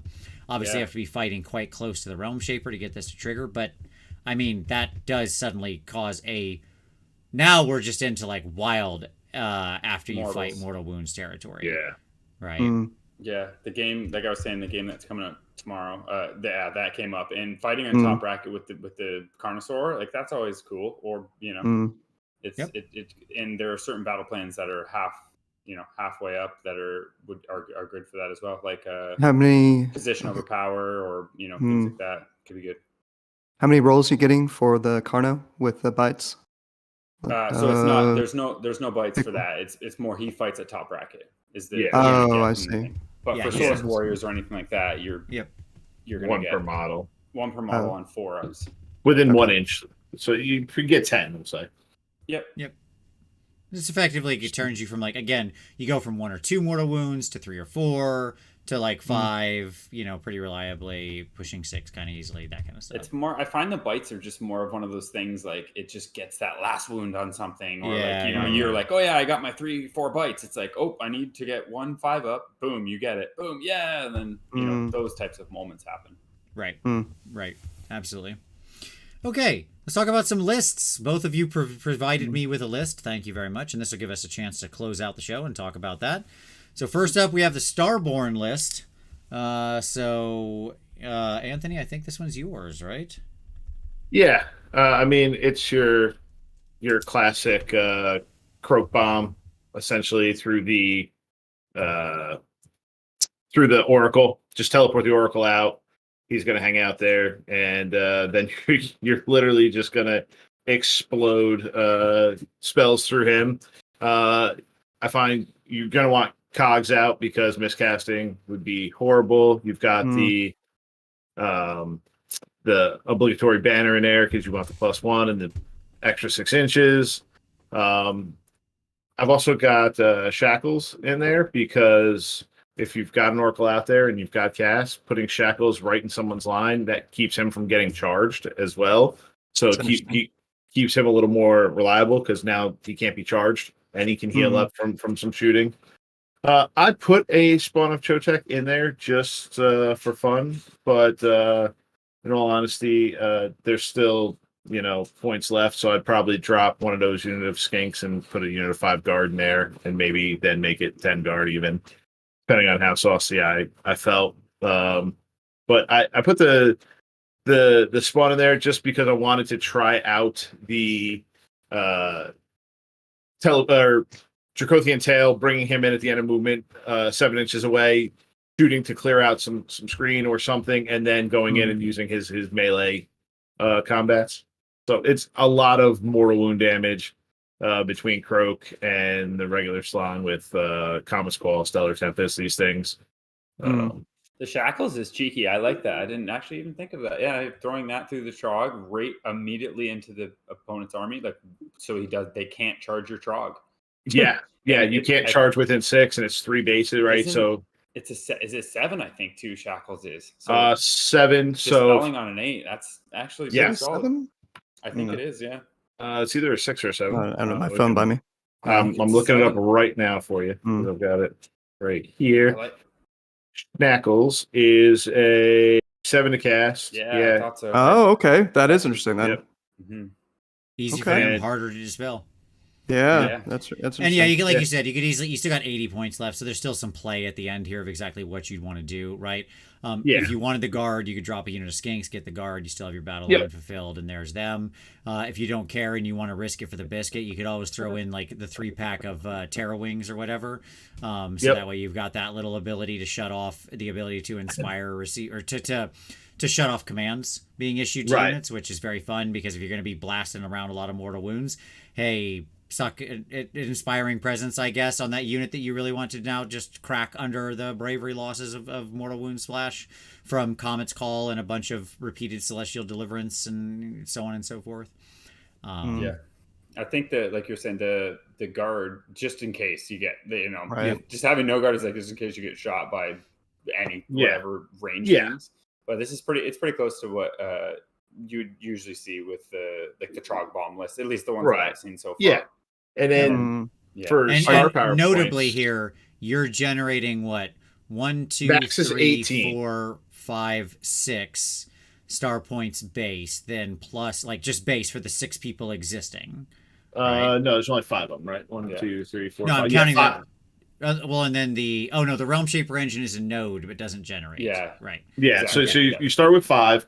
Right. Croak gives you 4 more if he casts all. Right. So now you're at 9. Yeah. The Troglodon is a 1 cast. Now you're at 10. The Starseer is a 2 cast. So now you're at 12. The Slan gets 2 for each because of his command trait. So now you're at 18 if you all max out. Yep. Turn if you 1, manage which to means cast off everything, turn 1 you go to 18. Yeah. Which means if you max out, after you Croak Bomb, you can then still Trog Bomb with the 15 star power point turn 1, and you're doing that off of the Troglodon because he's a node. So everybody within 12 of him is going to take X amount of mortal wounds more. Like it's definitely an alpha. That's what you're going to see a lot of if those similar types of things are going to be happening for sure. So if you don't have mortal wound protection and you haven't seen this yet, that's something you're gonna see. 100%. Yeah. This is going to be the filth that you're going to see. But now again, minus you're probably not going to see a spawn of Chotek. You're probably going to see 5 guard, 2 units of 5 guard in there. Maybe 5 Raptidons or something. I know the one I wrote. That's what I was saying. It's pretty similar. I just have the 5 or 10 Raptidons. Yeah. And you may not even see a Bastiladon in there. You may see other things instead. I like the Bastiladon for walking out. He gives you some protection, some board presence too. Draktail, he's amazing too. Him coming in from 7 is great. 7, it's another pin piece, right? You pin when you throw the Bastiladon in. The Trog's right there. Their turn, they have to deal with a 2-up save Bastiladon plus a Trog in their face. That's making them -1 to hit. And again, if Shackles are there, they can't charge you. You can't charge within 6 inches. So you can't charge them either, but I don't need to charge. Wasn't planning on it. Chilling right here, bud. Thanks. If you want to see I saw the Bastiladon that what you guys just talked about on Saga of Dice. They just recently released a bat rep. They did that. It was pretty interesting. Oh yeah. Yeah. Nice. Yeah, so this would be, reminiscent of the old Croak list that we used to play back Yeah. In a day where he just goes ham. Set up, and your 3-drop. Oh, Look, just yeah. set up, drop onto their line with effects that they more or less can't stop. Generate a bunch of star points. You even if you miss 3 of them, you still hit the magic number, and then do like 50 mortal wounds to their army in turn 1. Maybe 50, 60, depending on how they set up. Like how tight did their setup zone have to be? Are you playing Realmstone Cache? Well, I'm sorry your army's dead because you had nowhere else to go. There was nowhere to hide. I hope you're playing like something with an L-shaped deployment that you can go hide. For taking or jobs. Yeah, exactly. Yeah. Yeah, this will be a feel bad for some players for sure, but you will definitely see this Some at the armies, top and end. the problem is that Seraphon, it's like one of these lists that it's like, I don't want to go too much about it, but it's those mid-tier to bottom armies that are going to be affected by this really badly are still going to be getting hammered by shit like this. Whereas like Khorne, KO, Lumineth, armies that they're going to struggle with, this doesn't really help against them. Right. You know, it's like Khorne's gonna look at this and be like, "Hey, let's go, man! I'm ready for some blood tithe. Let's do it." Let's get casting. Yep. It's lists like this, Vince, that bring up what we've been talking about. We want to do a show on this. Like, it could just be recency bias, but I'm really feeling this rock paper scissors nature, this kind of extreme ends nature of so many lists and game experiences that I've been having, where it's like, God, that's a level of damage output that feels unusual relative to what I've experienced for 8 years, and this list just leans into that, where it's going to give potentially terrible experiences, I think, to your casual player, like the majority of your player base. I do honestly hope that they do. Like, I'm more of a fan of not running the Trog, but obviously that's insane. I'd hope that they do something. Even Seraphon point of it, like it's like Broke needs to go up in points. There's no two ways about it. The Trog, because of the utility you have with him, he probably, even though I don't want to see him go up because I'd like to see him used finally, he probably could stand to go up a little bit. And I mean, you compare what the Skink Oracle on Trog at 270 brings to your army versus what any of the Stegodons of the Engine of the Gods do at 300 or 330, and it's like comical. It's a comical comparison. It's good. No, you go. You take him out of Starborn though, put him in Coalesced. Sure, he's not worth 170 in Coalesced for the most part because he just not doesn't. As good. He is still tough. He's good. He's good. But he doesn't have the crazy value though. Yeah, I mean he's -1 damage, still has the -1 to hit. My argument would be in Coalesced he's like probably pretty fairly pointed. Like maybe he's a little high, but it's not bad. Run him down the middle of first turn. He's just zooming right into the middle of the board. Couldn't you just hero phase move him? Does Coalesce have the ability to do that? It's non-monster. Non-monster. Oh, okay. Yeah. I thought of that already. Yeah. I was thinking the same thing. No, non-monster. Yeah. Interesting. We all want to. They were they were clever at least. Thank goodness. Okay. Yeah. Ridge. Let's hit. So you gave us a little taste on the other side. On a little Coalesced Coatl's Claw. So hit us up with this. What's the list here? I'm a fair player now. I wanted to play Fairman's Army. Playing some fair Warhammer. Yep. None of this crazy Mortal Wound stuff. No, I just went with the Coatl's Claw list. It's pretty similar to what I've been mentioning a few times that I played on the premium game that's gonna come out. There's a few different things that I can possibly change. So originally I was going to run 30 Source Warriors, 20 Source Warriors, 10 Skinks. But then I took out to 20, and then the Snake was still on, just because I think he's, like we've been talking about, he's just so much utility. So with the Carnosaur as well. So it's the Carnosaur, the Old Blood Carnosaur, Primor Beast for the extra jaw attack. And then I didn't give him the Blade of Realities because I went with the Ixtu Grub's artifact and the extra spell, just because the Slan spell is so good with the Empower Celestite. I wanted What's the grub? The teleport. What's the grubs? So that's the grubs doing? Reroll 1 cast unbinding spell. Yep. Yeah, like Master Magic effectively. So good for unbinding, but as well if you don't get the Empower Celestite or the teleport spell. So again, this is obviously going to get FAQ'd. So right now it's super strong, being able to pick up that 30 or 20 Source Warriors and put them wherever, which I don't even think, I would never play that like with someone like in a tournament, even like that just seems silly. So but if after it's FAQ'd, I think it still has some play. They're +1 to charge after you teleport them. But the main thing this list does is just it's -1 damage. I talked about it earlier. The Source Warriors are +1 save on a point. So you pretty much Mystic Shield one of the blocks, +1 save, throw them onto an objective, and then the other one you can kind of use to do some damage. The Carnosaur can do some damage here and there. And then the Star Seer gives a 5-up ward, usually in turn 2. If you're not in combat by turn 2, you do it in turn 3, and you can do 3 units. So, yeah, I don't think it's amazing, but it's like it's more of like it can be good into certain matchups, I think, is what I'll say. This does seem very fair. It is fair. It's honestly it is fair. Very, very, very honest. Everything moves 5. All the Source Warriors move 5. You kind of go up and you have your 2 squads. It's more of like a brawler style of list where you want to play for like say 2 objectives of the 3, or you're going to have a majority of your army fighting in like one area where you're just going to control 2 objectives. Like you're not. Right. Is this the one? I think I have. Do I have the Haunchi unit in there? So no, not this one. You got the 3 Terror Wings in there. Okay, so that I think that was because of points. So they're just like a unit off on the side that you can kind of throw at that like single objective if you wanted to. But if you that's right, because the Old Blood, when it's the other one. Yeah, because if you switch from the Old Blood to the Scarvet, then you would have had the space for the Haunchi. The 5 Haunchi to come down. And then as well, if you don't want to run that, you could even take the Terror Wings out and run Jaws, which is what I did in that game, because Jaws is still just so strong. Yeah. But, yeah, I probably won't play it too much, to be honest, but it's like I just wanted to do a coalesce list, and I feel like it's... You know what this list needs? But, since you can already reduce damage by 1, this list just needs a way to effectively bring back Source Warriors without rally. Like, it either needs a 4-up rally on Source Warriors, or we need, like, super... 4-up rally, wow, yeah.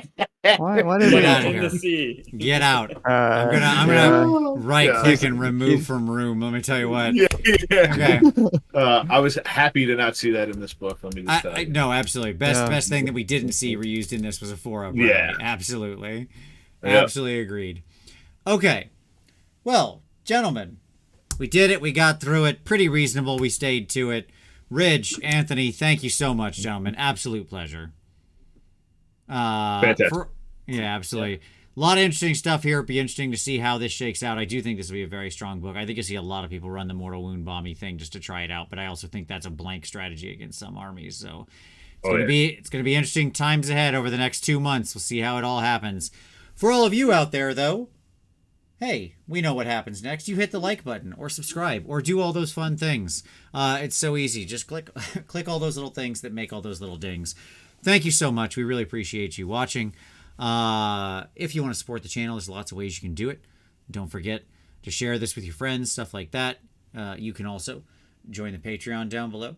That's about hobby focus and about taking your next step on your hobby journey. But whatever you do, we really appreciate you watching. Thanks so much. Ridge and Anthony, thank you so much. All of you out there, always appreciated. And as always, we'll see you next Wednesday.